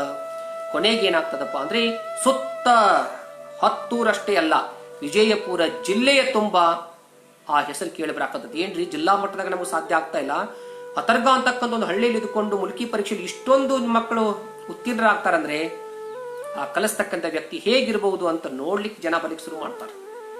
ಯಾವುದೋ ಒಂದು ಸಂದರ್ಭದಲ್ಲಿ ಇಂಗ್ಲಿಷ್ ಕಲೆಕ್ಟರ್ ಆ ಊರಿಗೆ ಬಂದಿರ್ತಾನ. ಬಂದಾಗ ಆ ರೇವಣ್ ಸಿದ್ದಪ್ಪ ಮಾಸ್ತರ್ ಕಲೆಕ್ಟರ್ ಬಂದಾಗ ಅಷ್ಟು ಜನ ಎದ್ದು ನಿಂತು ನಮಸ್ಕಾರ ಮಾಡಿರಂಗಿಲ್ಲ. ಬಟ್ ರೇವಣ್ ಸಿದ್ದಪ್ಪ ಮಾಸ್ತರ್ ಹಾದು ಹೋಗುವಾಗ ಜನ ಎದ್ದು ನಿಂತ್ಕೊಂಡು ಅವರಿಗೆ ನಮಸ್ಕಾರ ಮಾಡೋದನ್ನ ನೋಡಿ ಕಲೆಕ್ಟರ್ ಅಂತಾನಂತ. ಅಸಿಸ್ಟೆಂಟ್ ಕಲೆಕ್ಟರ್, ಏನ್ರಿ ಯಾರು ಇವನು ಅಂತ. ಅವನು ಇವರ ಶಿಕ್ಷಕ ಅಂತ. ಅವಾಗ ಕಲೆಕ್ಟರ್ ಕೂಡ ಒಂದು ಅವರಿಗೆ ಶೆಲ್ಯೂಟ್ ಹೊಡೆದಂತ. ನೋಡ್ರಿ, ಕಲೆಕ್ಟರ್ ಕೂಡ ಎದ್ದು ನಿಂತ ಶೆಲ್ಯೂಟ್ ಹೊಡೆಯುವ ಮಟ್ಟಿಗೆ ಅವರ ವ್ಯಕ್ತಿತ್ವವಾಗಿತ್ತು. ಹಾಗಂದು ಮಾತ್ರಕ್ಕೆ ಅವರೇನು ಭಾರಿ ಭಾರಿ ಡ್ರೆಸ್ಗಳು ಹಾಕೋತಿದ್ರು ಅಥವಾ ಆಡಂಬರದ ಜೀವನ ಅವರದಾಗಿತ್ತು, ನೋಡಕ್ ಪರ್ಸನಾಲಿಟಿ ಬಹಳ ಸುಂದರವಾಗಿತ್ತು ಅಂತ ಏನಲ್ಲ. ಅವರ ವೇಷಭೂಷಣಗಳು ಹೇಗಿದ್ರು, ಒಂದು ಸರಳವಾಗಿರ್ತಕ್ಕಂಥ ಸಿಂಪಲ್ ಆಗಿರ್ತಕ್ಕಂಥ ದೋತ್ರ, ಒಂದು ಮಂಜರ ಪಾಟ ಅಂಗಿ, ಮ್ಯಾಲ ಒಂದು ಪಟ್ಟಗ ಇಟ್ಟು ಸುತ್ತಕೊಂಡ ಸರಳವಾಗಿ ಹೋಗ್ತಕ್ಕಂಥ ವ್ಯಕ್ತಿ. ಓಣ್ಯಾಗ ಹೊಂಟ್ರ ಸಾಕ್ರಿ, ಜನ ಎದ್ದು ನಿಂತು ನಮಸ್ಕಾರ ಮಾಡೋದು ಒಂದ್ ಕಡೆ ಆದ್ರೆ, ಹೆಣ್ಣು ಮಕ್ಕಳು ತಮ್ಮ ತಲೆಯ ಮೇಲೆ ಶರಗ ಹೊತ್ತುಕೊಂಡು ಬಗ್ಗೆ ಏನಪ್ಪಾ ಅಂದ್ರೆ ನಿಂತ್ಕೊಂಡು ಅವರಿಗೆ ಶರಣಾರ್ಥಿಗಳನ್ನ ಹೇಳ್ತಿದ್ರಂತ. ಬಹುಶಃ ಬಸವಾದಿ ಕಾಲಕ್ಕೆ 63 ಪುರಾತನರು ಅಂತ ನಾವೇನು ಕರಿತೀವಿ ಅಂತ ಶರಣನನ್ನ ಅತರ್ಗ ಊರ ಮತ್ತೊಂದು ಸಾರಿ ನೋಡಿತು ಅಂತಕ್ಕಂಥದ್ದು. ಹೀಗೆ ಊರಲ್ಲಿ ಅವರ ಹೆಸರಷ್ಟೇ ಅಲ್ಲ, ವಿಜಯಪುರ ಜಿಲ್ಲೆ ಅಷ್ಟೇ ಅಲ್ಲ, ಇಡೀ ಕರ್ನಾಟಕ ತುಂಬಾ ಏನಪ್ಪಾ ಅಂದ್ರೆ ಅದು ಪಸರಿಸ್ತಾ ಹೋಗ್ಲಿಕ್ಕೆ ಶುರು ಮಾಡಿತು. ಈ ವೇಳೆಗಾಗಲೇ ಬಂಧುಗಳೊಂದಿಷ್ಟು ಒತ್ತಡ ಹಾಕ್ತಾರೆ. ನೋಡಪ್ಪ, ಎಷ್ಟು ದಿವಸ ಹಂಗೆ ಇರವ, ಮದುವೆ ಮಾಡ್ಕೊ, ಕಷ್ಟ ಆಗ್ತದ. ಮೊದಲು ಕೇಳಿದಾಗ ಏನಪ್ಪಾ ಅಂದ್ರೆ ನೌಕರಿ ಸಿಗ್ಲಿ ಅಂತ ಹೇಳ್ತಿದ್ವಿ, ನೌಕರಿ ಸಿಕ್ಕತ್ತ, ನಿನ್ ಕಾಲ ಮೇಲೆ ನಿಂತ್ಕೊಂಡದಿ, ಹೆಂಡತಿದ ಸಾಕುವಷ್ಟು ಆದಾಯ ನಿನಗೈತಿ, ಯಾಕೆ ಒಬ್ಬನ ಮಾಡ್ಕೊಂಡ್ ತಿನ್ನೋದು, ಅದಕ್ಕೆ ಒಂದು ಮದುವೆ ಇರ್ಲಿ ಅಂತ ತಿಳ್ಕೊಂಡು ಏನಪ್ಪಾ ಅಂದ್ರೆ ಬಸವನ ಬಾಗೇವಾಡಿ ತಾಲೂಕಿನ ರೋಣಿಹಾಳ ಪಕ್ಕದ ಆಸಂಗಿಯ ಊರಿನ ಒಂದು ಹುಡುಗಿಯನ್ನು ತಂದು ಮದುವೆ ಮಾಡ್ತಾರೆ. ಹೆಸರು ಈರಮ್ಮ ಅಂತಕ್ಕಂಥದ್ದು. ಈರಮ್ಮ ತವರಿನ ಸಂಘಕ್ಕಿಂತ ಅವರ ಸಂಘಕ್ಕೆ ಹೆಚ್ಚಿನ ಒತ್ತನ್ನು ಕೊಟ್ಟಿದ್ಲು ಅಂತ ಹೇಳ್ತಾರೆ. BR ಪೊಲೀಸ್ ಪಾಟೀಲ್ ಸರ್ ಅವ್ರು ಹೇಳ್ತಾರೆ, ತವರಿನ ಸಂಘ ಅದು ನನಗೆ ಶಾಶ್ವತವಲ್ಲ, ಅವ್ರ ಸಂಘ ನನಗೆ ಶಾಶ್ವತ. ಇಲ್ಲಿ ಅವರ ಸಂಘ ಎರಡೂ ಆಯ್ತು. ರೇವಣ್ ಸಿದ್ದಪ್ಪ ಅವರ ಸಂಘನೂ ಅಂತ ಅನ್ಕೋಬಹುದು, ಅವರ ಮಣಿತನದ ಅಡ್ಡ ಹೆಸರು ಅವರ ಸಂಘ. ಹೀಗೆ ಆ ಹೆಣ್ಮಗಳು ಗಂಡನಿಗೆ ಬರ್ತಕ್ಕಂಥ ಅಲ್ಪ ಆದಾಯದಲ್ಲಿ, ಅಲ್ಪ ಆದಾಯ ಅಂದ್ರೆ ಹೆಚ್ಚು ಕಡಿಮೆ 30 ರಿಂದ 40 ರೂಪಾಯಿ ಸಂಬಳ ಇತ್ತು. ಆದ್ರೆ ಅವರು ಅದನ್ನ ಮನೆಗೆ ತೆಗೆದುಕೊಂಡು ಬರ್ತಾ ಇರಲಿಲ್ಲ. ಬಡಬಗ್ಗರಿಗೆ ಹಂಚೋದು, ವಿದ್ಯಾರ್ಥಿಗಳಿಗೆ ಖರ್ಚು ಮಾಡೋದು, ಮತ್ತ ತಿಂಗಳ ಕೊನೆಗೆ ಅವರು ಬರಿಗೈ ಬಂಟ, ಕೊನೆಗೆ ಏನೂ ಇರ್ತಿರ್ಕಿಲ್ಲ. ಹಾಗಾಗಿ ಇದ್ದದ್ರಲ್ಲಿ ಚಂದ ಹೇಳ್ತಾರೆ ಅಂದ್ರೆ ಅಲ್ಲಿ 2 ಚಂಬು ತಾಟಗಳನ್ನು ಬಿಟ್ಟು ಮತ್ತೊಂದಿರಲಿಲ್ಲ, ಒಂದೇ ಚಾಪೆ, ಒಂದು ಹರಕು ಜಮಖಾನ, ಅದು ಬೀಗರ ಬಂದಾಗ ಹಾಸೋಕೆ, ಇದ್ರ ಜೊತೆಗೆ ಅಡ್ಡನಿಗೆಗಳಿರ್ಲಿಲ್ಲ. ನೋಡಿ, ಮನೆಯಾಗಿರೋ ದೀಪ ಆಡಕ್ಕೆ ಅಡ್ಡನಿಗೆ ಕೆಳಗೆ ಇಡುವಂತ ಪರಿಸ್ಥಿತಿ. ಹೀಗಾಗಿ ಒಟ್ಟು ಅವರ ಮನೆಯಲ್ಲಿ ಏನಪ್ಪಾ ಅಂದ್ರೆ 10-20 ಪಾತ್ರೆಗಳು ಬಿಟ್ಟರೆ ಮತ್ತೊಂದು ಪಾತ್ರೆ ಇರಲಿಲ್ಲ. ಬೇಂದ್ರೆ ಅವರೊಂದು ಹಾಡು ನನ್ನ ನೆನಪಾಗ್ತದೆ. ಹೆಂಗಿರಬೇಕು ಈ ಸಂದರ್ಭವನ್ನ ಹೆಂಡತಿ ಹೆಂಗ್ ಸ್ವೀಕಾರ ಮಾಡಿರ್ಬೇಕು ಅಂದ್ರೆ, ನಾನು ಬಡವಿ ಆತ ಬಡವ, ಒಲುಮೆ ನಮ್ಮ ಬದುಕು, ಬಳಸಿಕೊಂಡೆ ವಾದನೆ ನಾವು, ಅದಕ್ಕೂ ಇದಕ್ಕೂ ಎದಕ್ಕೂ. ನಾನು ಬಡವಿ ಆತ ಬಡವ, ಒಲುಮೆ ನಮ್ಮ ಬದುಕು, ಬಳಸಿಕೊಂಡೆ ವಾದನೆ ನಾವು, ಅದಕ್ಕೂ ಇದಕ್ಕೂ ಎದಕ್ಕೂ. ಆತ ಕೊಟ್ಟ ವಸ್ತು ಒಡವೆ, ನನಗೆ ಅವಗೆ ಗೊತ್ತು, ಕಿವಿಗಳಿಗೆ ಕಿವಿಯ ಓಲೆ, ಕೆನ್ನೆ ತುಂಬ ಮುತ್ತು. ನೋಡು, ಆತ ಕೊಟ್ಟ ವಸ್ತುನೇ ನನಗೆ ಕಿವಿ ಕೈ ಹಿಡಿತಾನೆ, ಅದೇ ಕಿವಿ ಓಲೆ, ಕೆನ್ನೆ ತುಂಬ ಮುತ್ತು ಕೊಡ್ತಾನೆ, ಅದೇ ಮುತ್ತುಗಳು. ಇದಕ್ಕಿಂತ ದೊಡ್ಡ ವಸ್ತು ನಮ್ಮ ಮನೆಗಿಲ್ಲ. ಇರ್ತಕ್ಕಂಥ ಒಂದೇ ಒಂದು ವಸ್ತು ಒಲುಮೆ, ಅದನ್ನೇ ನಾವೆಲ್ಲದಕ್ಕೂ ಬಳಸ್ಕೊಂಡು ಜೀವನ ಮಾಡ್ತಾ ಇದ್ದೀವಿ ಅಂತಕ್ಕಂಥ ವಿಚಾರವನ್ನು ಏನಪ್ಪಾ ಅಂದ್ರೆ ಬೇಂದ್ರೆಯವರ ಕಾವ್ಯದ ನಾಯಕಿ ಹೇಳ್ತಾ. ಹಂಗೆ ಇಲ್ಲಿಯೂ ಕೂಡ ಏನಪ್ಪಾ, ಈರಮ್ಮ ಪತಿಗೆ ಬರ್ತಕ್ಕಂಥ ಸಂಬಳದಲ್ಲಿ ತನ್ನ ಜೀವನವನ್ನು ಸಂತೃಪ್ತಿಯಾಗಿ ಮಾಡ್ತಾ ಇದ್ಲು ಅಂತಕ್ಕಂಥ ವಿಚಾರ. ಮುಂದೆ ಗಾಂಧಿ ಪ್ರಭಾವ ಇವರ ಮೇಲೆ ಆಗ್ತದೆ. ಗಾಂಧೀಜಿಯವರ ಒಡನಾಟ ಇವರಿಗಿಲ್ಲದೆ ಹೋದ್ರೂ ಕೂಡ ಅಲ್ಲಲ್ಲಿ ಕೇಳ್ತಕ್ಕಂಥ ಮಾಹಿತಿಗಳ ಪ್ರಭಾವ ಆಗಿ ಬರೋದ್ರ ಮೂಲಕ ನಾಗಲೇ ಹೇಳಿದ್ದಲ್ಲ, ಎಲ್ಲಿ ಬಡ ಜನರು ಕಾಣ್ತಾರೋ ಅಲ್ಲಿ ಏನಪ್ಪಾ ಅಂದ್ರೆ ಇವರು ಹಾಜರ್, ಯಾರು ಕಷ್ಟ ಅಂತ ಇವರು ಕೈ ಮಾಡ್ತಾರೋ ಅಲ್ಲಿ ಇವರ ಸಂಬಳ ಅವರಿಗೆ ಅರ್ಪಣೆ. ಹೀಗಾಗಿ ಉಪವಾಸ ಆರಂಭವಾಗ್ತದೆ. ಎಷ್ಟೋ ಜನ ದೇಶದಲ್ಲಿ ಬಡತನದಲ್ಲಿ ಉಪವಾಸದಲ್ಲಿ ನರಳಾಡುವಂತ ಈ ಸಂದರ್ಭದಲ್ಲಿ ಹೊಟ್ಟೆ ತುಂಬ ಊಟ ಮಾಡಿ ನಮ್ಮ ಮಲಗಕ್ಕಾಗತ್ತಾ? ಅದಕ್ಕೆ ಬೇಡ ತಿಳ್ಕೊಂಡು ಉಪವಾಸವನ್ನು ರೂಢಿ ಮಾಡ್ಕೋತಾರೆ. ಇದೇ ನೋಡಿ, ಚಿಕ್ಕ ವಯಸ್ಸಿನಲ್ಲಿ ಸರಿಯಾಗಿ ಆಟಗಳನ್ನು ಆಡೋದಿಲ್ಲ, ಅನಂತರದಲ್ಲಿ ಬಿಡುವಿಲ್ಲದ ದುಡಿಮೆ, ಅದ್ರ ಜೊತೆಗೆ ಊಟವನ್ನು ಕೂಡ ವಾರಕ್ಕೆ 2 ಸಾರಿ 3 ಸಾರಿ ಉಪವಾಸ ಮಾಡುವುದು, ಈ ಎಲ್ಲವೂ ಕೂಡ ಮುಂದೆ ಅವರ ಅನಾರೋಗ್ಯಕ್ಕೆ ಕಾರಣ ಆಗ್ತಕ್ಕಂಥದ್ದು. ಹಾಗಾಗಿ ಅವ್ರೇನಪ್ಪಾ ಅಂದ್ರೆ ಗಾಂಧಿ ಪ್ರಭಾವದಿಂದಾಗಿ ಬಹುಶಃ ಗಾಂಧಿ ಏನೆಲ್ಲ ಆಡಂಬರದ ಜೀವನ ಅನುಭವಿಸಿದ್ರು ಕೂಡ ಕೊನೆಗೆ ಏನಪ್ಪಾ ಅಂದ್ರೆ ಸರಳವಾದ ಜೀವನಕ್ಕೆ ಶರಣಾಗ್ತಾರೆ.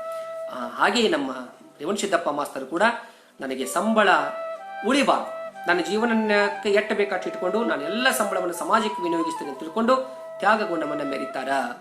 ಹಾಗಾಗಿ ಮದುವೆ ಆದರೂ ಕೂಡ ಗಾಂಧೀಜಿಯವರ ಇನ್ನೊಂದು ಅವರ ಸಿದ್ಧಾಂತ ಅನುಸರಿಸ್ತಾರ, ತಮ್ಮ ಕೆಲಸವನ್ನು ತಾವೇ ಮಾಡ್ಕೊಳ್ಳೋದು. ಮದುವೆ ಆದ್ರೂ ಕೂಡ ಒಂದು ದಿನವೂ ಕೂಡ ತಮ್ಮ ಬಟ್ಟೆಗಳನ್ನ ಹೋಗ್ಲಿಕ್ಕೆ ಕೊಡೋದಿಲ್ಲ.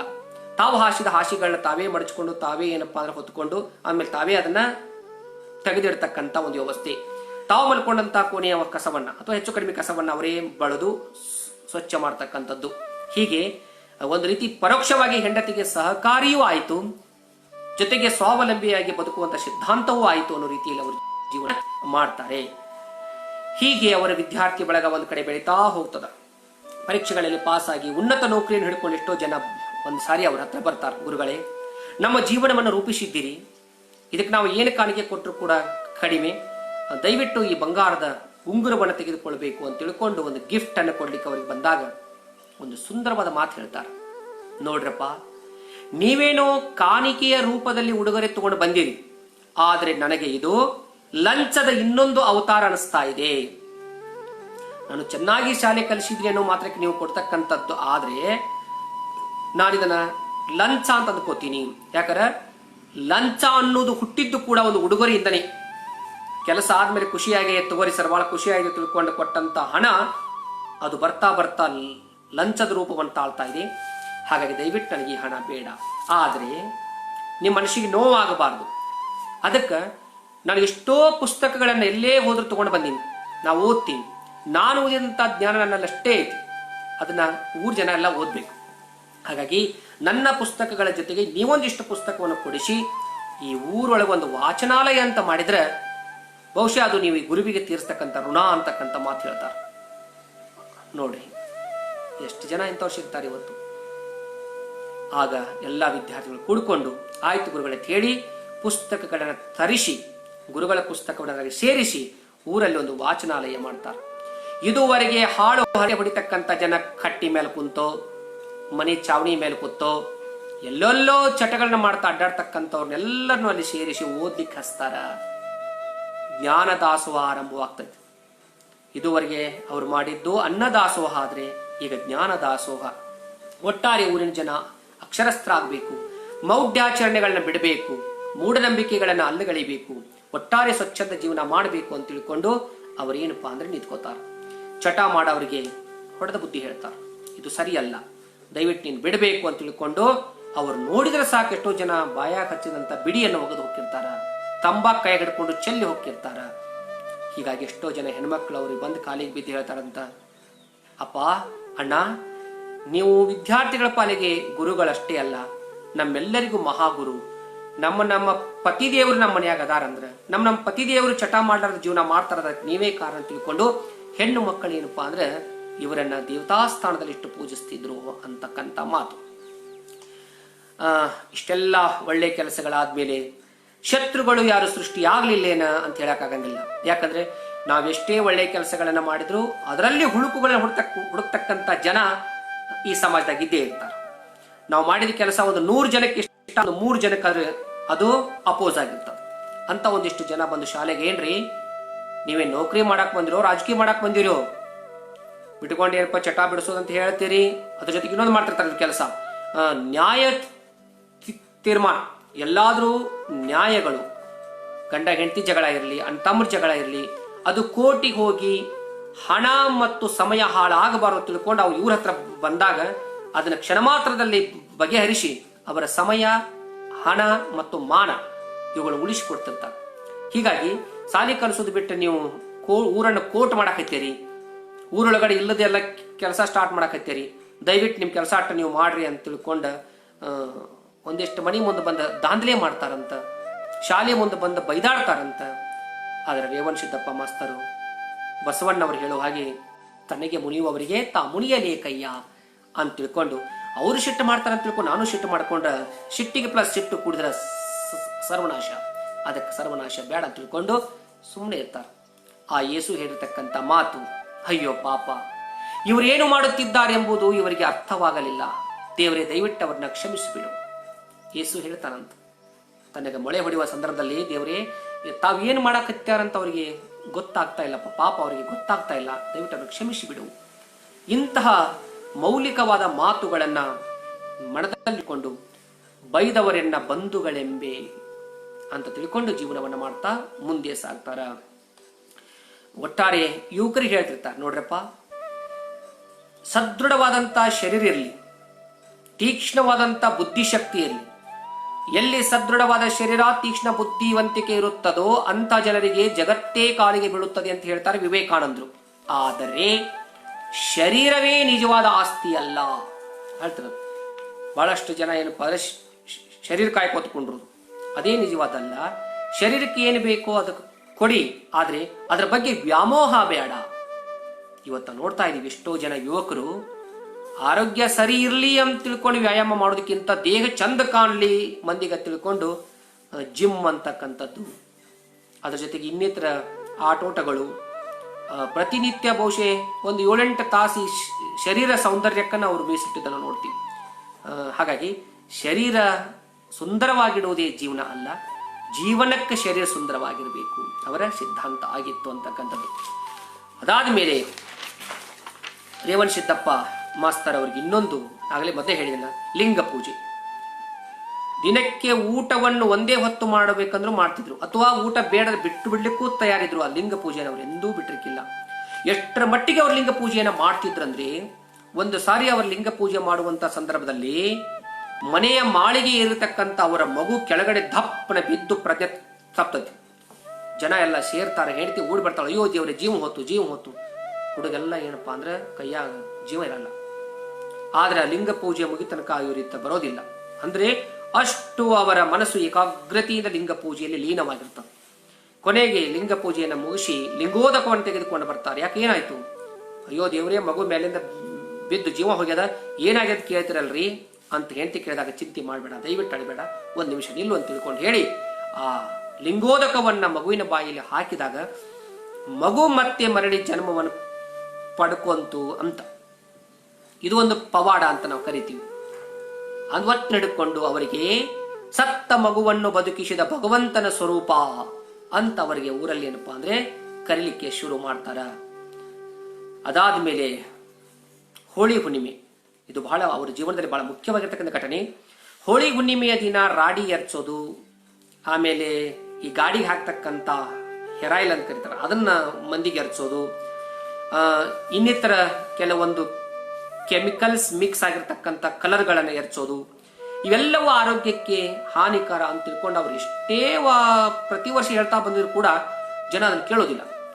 ಒಂದು ದಿನ ಅಂತ ನಮಗೆ ಬುದ್ಧಿ ಹೇಳಿದ ಅವ್ರ ಮನೆಗೆ ಇವತ್ತು ಹೋಗಿ ಎರಚೋಣ ಬಾ ತಿಳ್ಕೊಂಡು ಬಂದು ರೇವಣ ಸಿದ್ದಪ್ಪ ಮಾಸ್ತರ್ ಅವ್ರ ಮೇಲೆ ಎರಚಬೇಕಂತಾರ ಬಾಗಲ್ ತೆಗೆದು ನಿಂತಾಗ ರೇವಣ ಸಿದ್ದಪ್ಪ ಮಾಸ್ತರ್ ಅವ್ರ ಕಣ್ಣಿಗೆ ಅಂದ್ರೆ ಬಣ್ಣ ಎರಚಲು ಬಂದವ್ರ ಕಣ್ಣಿಗೆ ಹುಲಿ ಅಂತ ಕಾಣಿಸಿದಂತ. ಅದ್ಭುತವಾಗಿರ್ತಕ್ಕಂಥ ಹುಲಿ ಏನಪ್ಪ ಗರ್ಜನೆ ಮಾಡುವ ರೀತಿಯಲ್ಲಿ ಕಾಣಿಸಿದಾಗ ಬಿಟ್ಕೊಟ್ಟು ಓಡಿದ್ರು ಯುವಕರೆಲ್ಲ ಅಂತಕ್ಕಂಥದ್ದು. ಅವತ್ತಿನಿಂದ ಇವತ್ತಿನ ತನಕ ಅತರ್ಗಾ ಊರಲ್ಲಿ ಹೋಳಿ ಹುಣ್ಣಿಮೆಯ ನಿಮಿತ್ತವಾಗಿ ಯಾವುದೇ ರೀತಿಯ ಬಣ್ಣವನ್ನು ಆಡೋದಿಲ್ಲ ನೋಡಿ. ಅದಕ್ಕೆ ಅವ್ರು ಹೇಳಿದ್ರಂತ, ಬಣ್ಣ ಆಡಕ್ ಹೋಗ್ಬೇಡ್ರಿ, ಜೀವನವನ್ನ ಬಣ್ಣದಂತೆ ಮಾಡ್ಕೋರಿ, ಜೀವನಕ್ಕೆ ಒಂದು ರಂಗಿರಲಿ.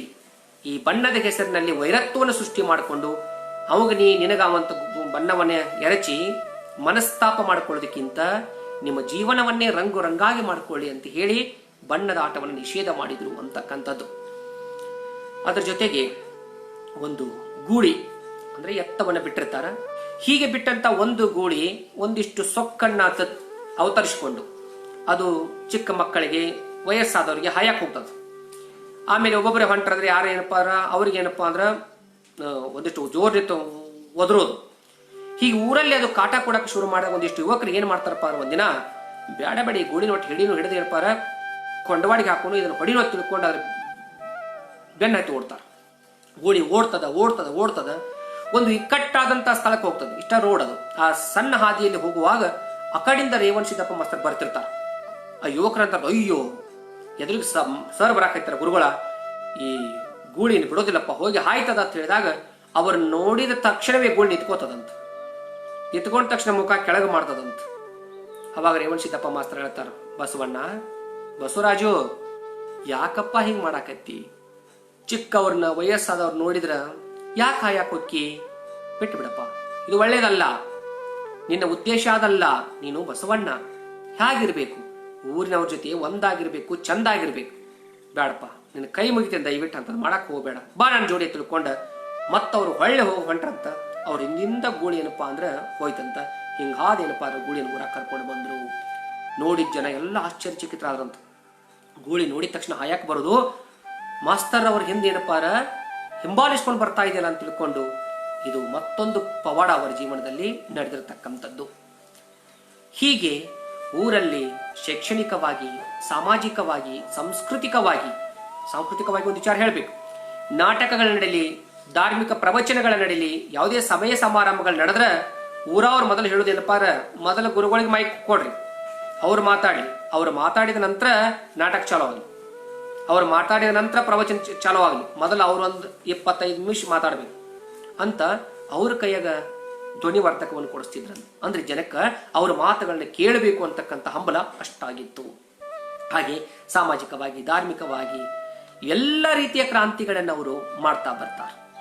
ಕೊನೆಗೆ ಅವ್ರ ಹೆಂಡತಿ ಹೇಳ್ತಾನ್ರಿ, ಒಂದಿಷ್ಟು ತೀರ್ಥಯಾತ್ರೆಗೆ ಹೋಗಿ ಬರೋಣ, ಒಂದಿಷ್ಟು ದೇವರುಗಳು ನೋಡ್ಕೊಂಡು ಬರೋಣ ಅಂತ ಹೇಳಿದಾಗ ಮಾಸ್ತರ್ ಅವರು ಕಾಲ್ನಡಿಗೆಯಿಂದ ಹೋಗೋದಾದ್ರೆ ಹೋಗೋಣ ಅಂತಾರಂತ.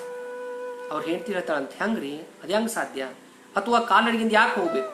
ನೋಡು, ನಾವು ಅಕಸ್ಮಾತ್ ಹಣ ಖರ್ಚು ಮಾಡ್ಕೊಂಡು ತೀರ್ಥಯಾತ್ರೆ ಮಾಡಿದ್ರೆ ಆ ದುಡ್ಡ ಒಬ್ಬ ವಿದ್ಯಾರ್ಥಿ ಜೀವನಕ್ಕಾಗತ್ತ. ಮತ್ತು ನಾವು ಬಸ್ನ್ಯಾಗ ಅಥವಾ ಗಾಡಿ ಒಳಗಡೆ ಹೋದ್ವಿ ಅಂದ್ರೆ ನಿಸರ್ಗ ಸೌಂದರ್ಯ ನೋಡಕ್ಕಾಗಂಗಿಲ್ಲ. ಮತ್ತು ದೇವ್ರಂತಾನಂತ, ಏನಪ್ಪಾ ಇವ್ರೇನ ರಾಮ್ ಬಂದ ರಾಮ್ ಆದ್ರು ಒಂದಿಷ್ಟು ಸೇವಾ ಮಾಡಿಲ್ಲ ಅಂತಾನ. ಅದಕ್ಕಾಗಿ ಕಾಲ್ನಡಿಗೆಯಿಂದನೇ ಹೋಗೋಣ ತಿಳ್ಕೊಂಡು ಹಂಪೆ, ಅವಾಗಿನ ಸುತ್ತಮುತ್ತಲ ಎಲ್ಲಾ ಪ್ರದೇಶಗಳನ್ನೇನಪ್ಪಾ ಅಂದ್ರೆ ಹಂಪಿಯ ಸುತ್ತಮುತ್ತ ಕಾಲ್ನಡಿಗೆಯಿಂದ ಕರ್ಕೊಂಡು ಹೋಗಿ ಹೆಂಡತಿ ಗೆದ್ದ ಎಲ್ಲಾ ಕ್ಷೇತ್ರಗಳನ್ನ ದರ್ಶನ ಮಾಡಿಸಿದ್ರು ಅಂತಕ್ಕಂಥ ವಿಚಾರ. ಇಷ್ಟ ವೇಳೆಗಾಗಲಿ ಅವರಿಗೆ ಸಂಪೂರ್ಣವಾದಂಥ ಅವರ ಜೀವನದ ಒಲವು ಆಧ್ಯಾತ್ಮ ಕಡೆ ಬಂದು ನಿಂತ್ಕೋತದ. ಒಟ್ಟಾರೆ ದೇವರನ್ನು ನೋಡಬೇಕು, ದೇವರಂತಕ್ಕಂಥ ಸ್ವರೂಪ ಹೇಗಿದೆ, ಜೀವನ ಯಾತ್ರೆ ಸಾಕನಿಸ್ತಾ ಇದೆ, ನಾನು ದೇವರಲ್ಲಿ ಒಂದಾಗಬೇಕು, ದೇವ್ರ ನೋಡಬೇಕು ಅಂತ ತಿಳ್ಕೊಂಡು ಊರಿಗೆ ಹೋಗ್ತಾರೆ. ಅಥಣಿಯ ಮುರುಗೇಂದ್ರ ಸ್ವಾಮಿಗಳನ್ನ ಭೇಟಿ ಆಗ್ತಾರ ಅಂತ. ಅದಾದ ಮೇಲೆ ಹಾನಗಲ್ ಕುಮಾರಸ್ವಾಮಿಗಳ ಭೇಟಿ ಆಗ್ತಾರ. ಜೊತೆಗೆ ಬಬಲೇಶ್ವರದ ಶಾಂತವೀರ ಸ್ವಾಮಿಗಳನ್ನ ಭೇಟಿ ಹಾಕಾರ.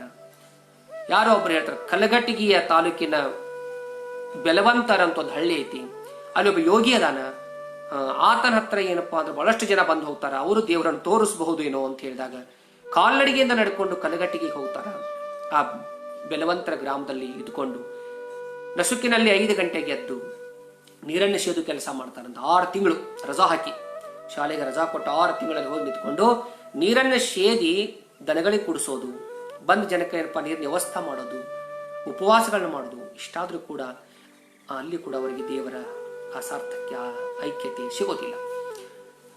ಹೀಗೆ ದೇವರೆಲ್ಲಿದ್ದಾನೆ ಎಲ್ಲಿದ್ದಾನೆ ಅಂತ ಹುಡುಕ್ತಾ ದೇವರ ಒಲಿಮೆಗೆ ಒಂದಾಗಬೇಕು, ಸಾಕ್ಷಾತ್ಕಾರವನ್ನು ಮಾಡ್ಕೋಬೇಕು ಅಂತ ತಿಳ್ಕೊಂಡು ತಿರುಗಿ ವಾಪಸ್ ಮನೆಗೆ ಬರ್ತಾರೆ. ಈ ವೇಳೆಗಾಗಲಿ ಅವರಿಗೆ ಸಾಕಷ್ಟು ದೇಹ ಬಳಲಿರ್ತದ, ಜೀವ ನೊಂದಿರ್ತದ, ಕೆಮ್ಮು ಜ್ವರ ಆರಂಭವಾಗ್ತದೆ. ಆವಾಗಲೇ ಅವರ ಹೆಂಡತಿಗೆ ಕೂಡ ಒಂದು ಕ್ಷಯ ರೋಗ ಆಕಿಗೆ ಆರಂಭವಾಗಿ ಆಕೆ ಕೂಡ ಮೇಲಿನ ಮೇಲೆ ಆರಾಮ್ ತಪ್ತಿರ್ತದೆ. ಹೀಗೆ ಗಂಡ ಹೆಂಡತಿಯರಿಬ್ಬರು ಅನಾರೋಗ್ಯದಿಂದ ಬಳಲುವಂತಹ ಸಂದರ್ಭದಲ್ಲಿ 2 ಮಕ್ಕಳು, ಅವಕ್ಕೂ ತುಂಬಾ ತೊಂದರೆ ಆಗ್ತಕ್ಕಂಥದ್ದು. ಕೊನೆಗೆ ಒಂದಿನ ಕೆಮ್ತಾ ಮಲ್ಕೊಂಡಂತ 3 ದಿನಗಳಾದ್ರೂ ಯಾಕೋ ಮಾಸ್ತರ್ ಕಾಣವಲ್ರಲ್ರಿ, ಎಲ್ಲಿದಾರ ನೋಡ್ಕೊಂಡ್ ಬರೋ ತಿಳ್ಕೊಂಡು ಈ ಊರು ಜನ ಅಲ್ಲಿ ಬರ್ತಾರೆ. ಬಂದಾಗ, ಏನ್ರಿ ಮಾಸ್ತರ್ ಅವ್ರೆ ಮೇಯ್ಯ ಕೆಂಡದಂಗೆ ಸುಡಾಕತೈತಿ. ಮನ್ಯಾಗ ನಾವು ಕೂತಾರೇನೋ ಎಂದೂ ಹಿಂಗೆ ಕುಂಡ್ರವ್ರಲ್ಲ ಎಲ್ಲೆದಾರ ತಿಳ್ಕೊಂಡು ನಾವು ಕೇಳ್ಕೊತ ಬಂದೀವಿ, ನಡ್ರಿ ಹೋಗೋಣ ಬಿಜಾಪುರಕ್ಕೆ ತೋರಿಸ್ಕೊಂಡು ಬರೋಣ ಡಾಕ್ಟರ್ ಕಡೆ ಅಂತ ಹೇಳಿದಾಗ ಒಂದು ಮಾತು ಹೇಳ್ತಾರೆ, ಏನ್ರಪ್ಪ 1000 ವರ್ಷ ಕೊಟ್ಟರು ಕೂಡ ನಾವು ಸಾಯೋದಿಲ್ಲ, ಸಾಯಬಾರದು ಅಂತ ತಿಳ್ಕೊಂಡನ ಬಡ್ಕೋತೀವಿ. ಆದ್ರೆ ಈ ದೇಹದ ಎಣ್ಣೆ ತೀರೈತಿ, ಬತ್ತಿ ಸುಡಾಕತ್ತೈತಿ. ಇಂಥ ಹೊತ್ನ್ಯಾಗ ಮತ್ ನನ್ನ ಬಿಜಾಪುರಕ್ಕೆ ತಗೊಂಡು ಹೋಗಿ ಎಣ್ಣೆ ಹಾಕುದ್ರಾಗ ಬತ್ತಿ ಸುಟ್ಟ ಹೋಗೈತಿ. ವ್ಯರ್ಥ ಪ್ರಯತ್ನ ಮಾಡಬೇಡ್ರಪ್ಪ. ಯಾಕೋ ಬದುಕು ಸಾಕನ್ಸಾಕತೈತಿ. ಸಾಕಲ್ಲ, ನಿಮ್ನೆಲ್ಲ ನೋಡಿದೆ, ವಿದ್ಯಾರ್ಥಿ ಬಳಗವನ್ನ ಕಣ್ಣಾರೆ ಕಂಡೆ, ಊರಿನ ಅಭಿವೃದ್ಧಿಯನ್ನು ನೋಡಿದೆ. ಸಾಕು, ನಾನು ಏನು ಮಾಡಬೇಕು ಅಂತ ಈ ಊರಿಗೆ ಬಂದಿದ್ನು ಅದನ್ನ ಮಾಡಿದೀನಿ ಅಂತಕ್ಕಂಥ ಸಂತೃಪ್ತಿ ನನ್ನ ಒಳಗೈತಿ. ದಯವಿಟ್ಟು ನಾನು ಹೋಗಾಕ್ಬೇಡ್ರಿ ಅಂತ ಹೇಳಿದಾಗ ಇಡೀ ಊರು ಜನ ಕಣ್ಣೀರು ಹಾಕಕ್ಕೆ ಶುರು ಮಾಡ್ತಾರೆ. ಹಂಗನ ಬೇಡ್ರಿ ಗುರುಗಳೇ, ದಯವಿಟ್ಟು ಹಂಗನ ಹಾಕೋಬೇಡ್ರಿ, ಇನ್ನೂ ಬದುಕಬೇಕು ನೀವು. ಹೀಗೆ ಫೆಬ್ರವರಿ 23, 1975ನೇ ಇಸ್ವಿ ಅಂದು ಅವರೆಲ್ಲರೂ ನಮ್ಮನ್ನು ಬಿಟ್ಟು ಅಗಲ್ತಾರೆ. ಇದಾದ 6 ತಿಂಗಳಿಗೆ ಅವ್ರ ಹೆಂಡತಿ ಕೂಡ ತೀರ್ಕೊಂಡು ಅನ್ನೋದನ್ನ ಗಮನಿಸಿದ್ರೆ ಅವರಿಗೆ ದೂರದೃಷ್ಟಿ ಹೇಗಿತ್ತು, ಕಾಲಜ್ಞಾನವನ್ನು ಕೂಡ ಅವ್ರು ಬಲ್ಲವರಾಗಿದ್ರು ಅನ್ನೋದು ಗೊತ್ತಾಗ್ತದೆ. ರೇವಣ ಸಿದ್ದಪ್ಪ ಮಾಸ್ತರ್ ತೀರ್ಕೊಂಡಂತ ಸಂದರ್ಭ ಅವ್ರ ಹೆಂಡತಿ ಹೇಳ್ತಾಳಂತ, ರೀ ಎಲ್ಲರೂ ಕರೆದು ಹೇಳ್ತಾಳ ಅವ್ರ ಹೆಂಡತಿ, ನೋಡಿ ನನ್ನ ಮಂಗಳಸೂತ್ರ ತಗೊಳ್ಳಿ, ನನ್ನ ಬಂಗಾರವೇ ಹೋದ್ಮೇಲೆ ಈ ಬಂಗಾರ ತಗೊಂಡು ನಾ ಏನು ಮಾಡಲಿ, ದಯವಿಟ್ಟು ಏನಪ್ಪಾ ಅಂದ್ರೆ ಅವರ ಶವ ಸಂಸ್ಕಾರವನ್ನ ಮುಗಿಸಿ ಅಂತ ಹೇಳಿದಾಗ ಎಲ್ಲ ಹಿರಿಯರು ಕೂಡ್ಕೊಂಡು ವಿಚಾರ ಮಾಡ್ತಾರೆ ಎಲ್ಲಿ ಶವ ಸಂಸ್ಕಾರ ಮಾಡಬೇಕು ಅಂದಾಗ ಊರಿನ ಹಿರಿಯರು ಮರಿದೇವರು, ವಿರಕ್ತ ಮಠದ ಮರಿದೇವರು ಹೇಳ್ತಾರಂತ, ಅವರು ನಮ್ಮ ಊರಿನ ದೇವರು, ದೇವರನ್ನ ಊರು ಹೊರಗೆ ಹೋಗ್ಲಿಕ್ಕೆ ಬಿಡಬೇಡ್ರಿ, ದಯವಿಟ್ಟು ಅವರನ್ನು ಊರೊಳಗಡೆ ಏನಪ್ಪ ಸಮಾಧಿ ಮಾಡ್ರಿ ಅಂತ ಹೇಳಿ ಎಲ್ಲರೂ ಸೇರ್ಕೊಂಡು ಏನಪ್ಪಾ ಅಂದ್ರೆ ಊರ ಹೊರವಲಯದಲ್ಲಿ ಅವ್ರನ್ನ ಸಮಾಧಿ ಮಾಡ್ತಾರ. ಅದಾದ್ಮೇಲೆ ವಿರಕ್ತ ಮಠದ ಪಟ್ಟಾಧೀಕ್ಷರಾಗಿರ್ತಕ್ಕಂಥ ಮರಿದೇವರವರ ನೇತೃತ್ವದಲ್ಲಿ ಒಂದು ಗುಡಿ ಕಟ್ಟಬೇಕಲ್ಲ ಅಂತ ತಿಳ್ಕೊಂಡು ಚರ್ಚೆ ಮಾಡಿ ಇಡೀ ಊರ್ ಜನ ಎಲ್ಲ ಸೇರ್ಕೊಂಡು ತಮಗೆ ಎಷ್ಟು ಸಾಧ್ಯವೋ ಅಷ್ಟು ಹಣವನ್ನ ಸಂಗ್ರಹಿಸಿ ಒಂದು ದೇವಸ್ಥಾನವನ್ನ ಕಟ್ಟಿಸ್ತಾರ. ಮನೆ ಕಟ್ಟಿಸೋದೇ ಕಷ್ಟವಾಗಿರ್ತಕ್ಕಂಥ ಈ ಕಾಲದಲ್ಲಿ ಗುರುವಿಗೂ ಒಂದು ಗುಡಿಯನ್ನ ಕಟ್ಟಿಸಿದ್ರು ಅನ್ನೋದೇ ಒಂದು ಬಹಳ ವಿಶೇಷವಾದಂತಹ ಸಂಗತಿ ಅನಿಸ್ತದ. ಬಹುಶಃ ಇದು ವಿಶ್ವದಲ್ಲಿಯೇ ಗುರುವಿಗಾಗಿ ಕಟ್ಟಿರತಕ್ಕಂಥ ಗುಡಿ, ನಾವು ಇದು ತಟ್ಟಿ ಹೇಳ್ತಕ್ಕಂಥ ಸಂಗತಿ. ಇವತ್ತು ಕೂಡ ಪ್ರತಿ ಶಿವರಾತ್ರಿ ದಿನ ಅಲ್ಲಿ ಜಾತ್ರೆ ಮಾಡ್ತಾರೆ. ಜಾತ್ರೆ ಅಂದ್ರೆ ಸುಮ್ಮನೆ ಸಾಮಾನ್ಯ ಜಾತ್ರೆ ಅಲ್ಲ, ಕುಸ್ತಿ ಪಟುಗಳು, ಅದ್ರ ಜೊತೆಗೆ ನಾಟಕ ಪ್ರದರ್ಶನ, ಹರ್ಷೋತ್ಸವಗಳು, ಇಷ್ಟೇ ಅಲ್ಲದೆ ಊರನ್ನ ಸಿಂಗಾರ ಮಾಡಿರ್ತಾರೆ. ನೋಡ್ಬೇಕದು ಒಂದು ಸೌಭಾಗ್ಯ. ಇಡೀ ಊರ್ ಜನ ಎಲ್ಲ ಸೇರ್ಕೊಂಡು ಅದ್ಭುತವಾಗಿರ್ತಕ್ಕಂಥ ಒಂದು ದಿನದ ಜಾತ್ರೆ ಇವತ್ತು 3 ದಿನಕ್ಕೆ ಬಂದಿದ್ಕೊಂಡಿದೆ. 3 ದಿನ ಹಬ್ಬದ ವಾತಾವರಣ ಆ ಊರಲ್ಲಿ ಇರ್ತದೆ. ಇವತ್ತಿಗೂ ಕೂಡ ಅಲ್ಲಿ ಪ್ರತಿಯೊಬ್ಬರ ಮನೆಯಲ್ಲಿ ರೇವಣ ಸಿದ್ದಪ್ಪ ಅಂತಕ್ಕಂಥ ಒಬ್ಬರಾದ್ರೂ ಹೆಸರುಳ್ಳವರು ಇದ್ದೇ ಇರ್ತಾರೆ. ಅಲ್ಲಿ ಪ್ರತಿಯೊಬ್ಬರ ಜಗಲಿ ಮೇಲೆ ತಾವು ಆರಾಧಿಸ್ತಕ್ಕಂಥ ದೇವರ ಜೊತೆಯಲ್ಲಿ ರೇವಣ ಸಿದ್ದಪ್ಪ ಮಾಸ್ತರ್ ದೇವರ ಒಂದು ಭಾವಚಿತ್ರ ಜಗಲಿ ಮೇಲೆ ಇರ್ತಕ್ಕಂಥದ್ದು. ಅವರು ತೀರ್ಕೊಂಡಂತ ಸಂದರ್ಭದಲ್ಲಿ 3 ದಿನ ಜನ ಒಲೆ ಹಚ್ಚಲಿಲ್ಲಂತ. ಯಾಕಂದ್ರೆ ದುಃಖ ಅಷ್ಟಾಗಿತ್ತು. 1,00,000 ಜನ ಅವರ ಶವ ಸಂಸ್ಕಾರಕ್ಕೆ ಆಗಿನ ಕಾಲದಲ್ಲಿ ಸೇರ್ಕೊಂಡಿದ್ರಂತ. ಹಾಗಾಗಿ ಒಂದು ಮಹಾನ್ ಜ್ಯೋತಿ, ಶಿಕ್ಷಕ ರೂಪದ ಜ್ಯೋತಿ ಅತರ್ಗಾ ಊರಲ್ಲಿ ಇವತ್ತಿಗೂ ಕೂಡ ತನ್ನ ಅಂದಿನ ಕಾಲದ ಮಹಿಮೆಯನ್ನ, ಮಹತ್ವವನ್ನು ಸಾರ್ತಕ್ಕಂಥ ಮಹಾನ್ ಜ್ಯೋತಿಯಾಗಿ ನಿಂತಿದೆ. ಇಂಥ ಒಂದು ಜ್ಯೋತಿಗೆ ದೀಕ್ಷೆಯನ್ನು ಕೊಡ್ಲಿಕ್ಕೆ ಕೂಡ ಆಗಿನ ಕಾಲದಲ್ಲಿ ಯಾರು ಬರಲಿಲ್ಲ ಅನ್ನೋದು ಕೂಡ ಒಂದು ನೋವಿನ ಸಂಗತಿ. ನೋಡಿ, ನಾವೆಷ್ಟೇ ಒಳ್ಳೆ ಕೆಲಸ ಸಮಾಜದಲ್ಲಿ ಮಾಡಿದ್ರು ಕೂಡ ಒಂದಿಷ್ಟು ಜನ ಏನಪ್ಪಾ ಅಂದ್ರೆ ಅದಕ್ಕೆ ವಿರೋಧವನ್ನು ಮಾಡ್ತಕ್ಕಂಥವ್ರು ಇದ್ದೇ ಇರ್ತಾರೆ ಅನ್ನೋದನ್ನ ಆಗಲೇ ಹೇಳಿದ್ವಿ. ಹಾಗಾಗಿ ಅವರು ಕೂಡ ಹೇಳಿಕೊಳ್ಳಲಾರದಂತ ಒಂದಿಷ್ಟು ನೋವುಗಳನ್ನು ಕೂಡ ಅನುಭವಿಸಿದ್ರು ಅಂತಕ್ಕಂಥದ್ದು. ಹಾಗಾಗಿ ಒಟ್ಟಾರೆ ಶಿಕ್ಷಕ ಸಮುದಾಯ ಹೇಗಿರಬೇಕು ಅನ್ನೋದಕ್ಕ ಅವರೊಂದು ಜೀವಂತ ನಿದರ್ಶನ. ಶಿಕ್ಷಕ ಅಂದ್ರೆ ಸತತ ಅಧ್ಯಯನ, ಸಮಯ ಪ್ರಜ್ಞೆ, ಕಾರ್ಯಕ್ಷಮತೆ, ಜವಾಬ್ದಾರಿ ಹೊರುವಿಕೆ, ಇವೆಲ್ಲವುಗಳ ಒಟ್ಟು ಮೊತ್ತವಾಗಿ ಶಿಕ್ಷಕ ಇರಬೇಕಾಗ್ತದೆ. ಹಾಗಾಗಿ ಅಂತ ಮಹಾನ್ ಶಿಕ್ಷಕರನ್ನು ಪಡ್ಕೊಂಡಂತ ಕರ್ನಾಟಕವೇ ಧನ್ಯ ಅಂತ ಹೇಳ್ತಾ, ಇಂಥ ಒಂದು ಅವಕಾಶವನ್ನ ನೀಡಿ ಅವರ ಬಗ್ಗೆ ಒಂದಿಷ್ಟು ಮಾತುಗಳನ್ನ ನಿಮ್ಮ ಜೊತೆ ಹಂಚಿಕೊಳ್ಳಿಕ್ಕೆ ಅವಕಾಶ ನೀಡಿರತಕ್ಕಂಥ BR ಪೊಲೀಸ್ ಪಾಟೀಲ್ ಗುರುಗಳ ಮಾರ್ಗದರ್ಶನಕ್ಕೆ ಶರಣಾರ್ಥಿಗಳನ್ನ ಸಲ್ಲಿಸಿ ಈ ನನ್ನ ಮಾತನ್ನ ಇಲ್ಲಿಗೆ ಮುಕ್ತಾಯಗೊಳಿಸ್ತೀನಿ. ಎಲ್ಲರಿಗೂ ನಮಸ್ಕಾರ, ಶರಣಾರ್ಥಿಗಳು. ಸರ್ವೇ ಜನ ಸುಖಿನೋ ಭವಂತು. ಈ ನಮ್ಮ ವಿಡಿಯೋ ನಿಮಗೆ ಇಷ್ಟವಾದರೆ ಲೈಕ್ ಮಾಡಿ, ಕಮೆಂಟ್ ಮಾಡಿ, ಶೇರ್ ಮಾಡಿ ಮತ್ತು ತಪ್ಪದೆ ಸಬ್ಸ್ಕ್ರೈಬ್ ಮಾಡಿ. ಪಕ್ಕದಲ್ಲಿ ಇರೋ ಬೆಲ್ ಬಟನ್ ಮೇಲೆ ಕ್ಲಿಕ್ ಮಾಡಿ. Thank you.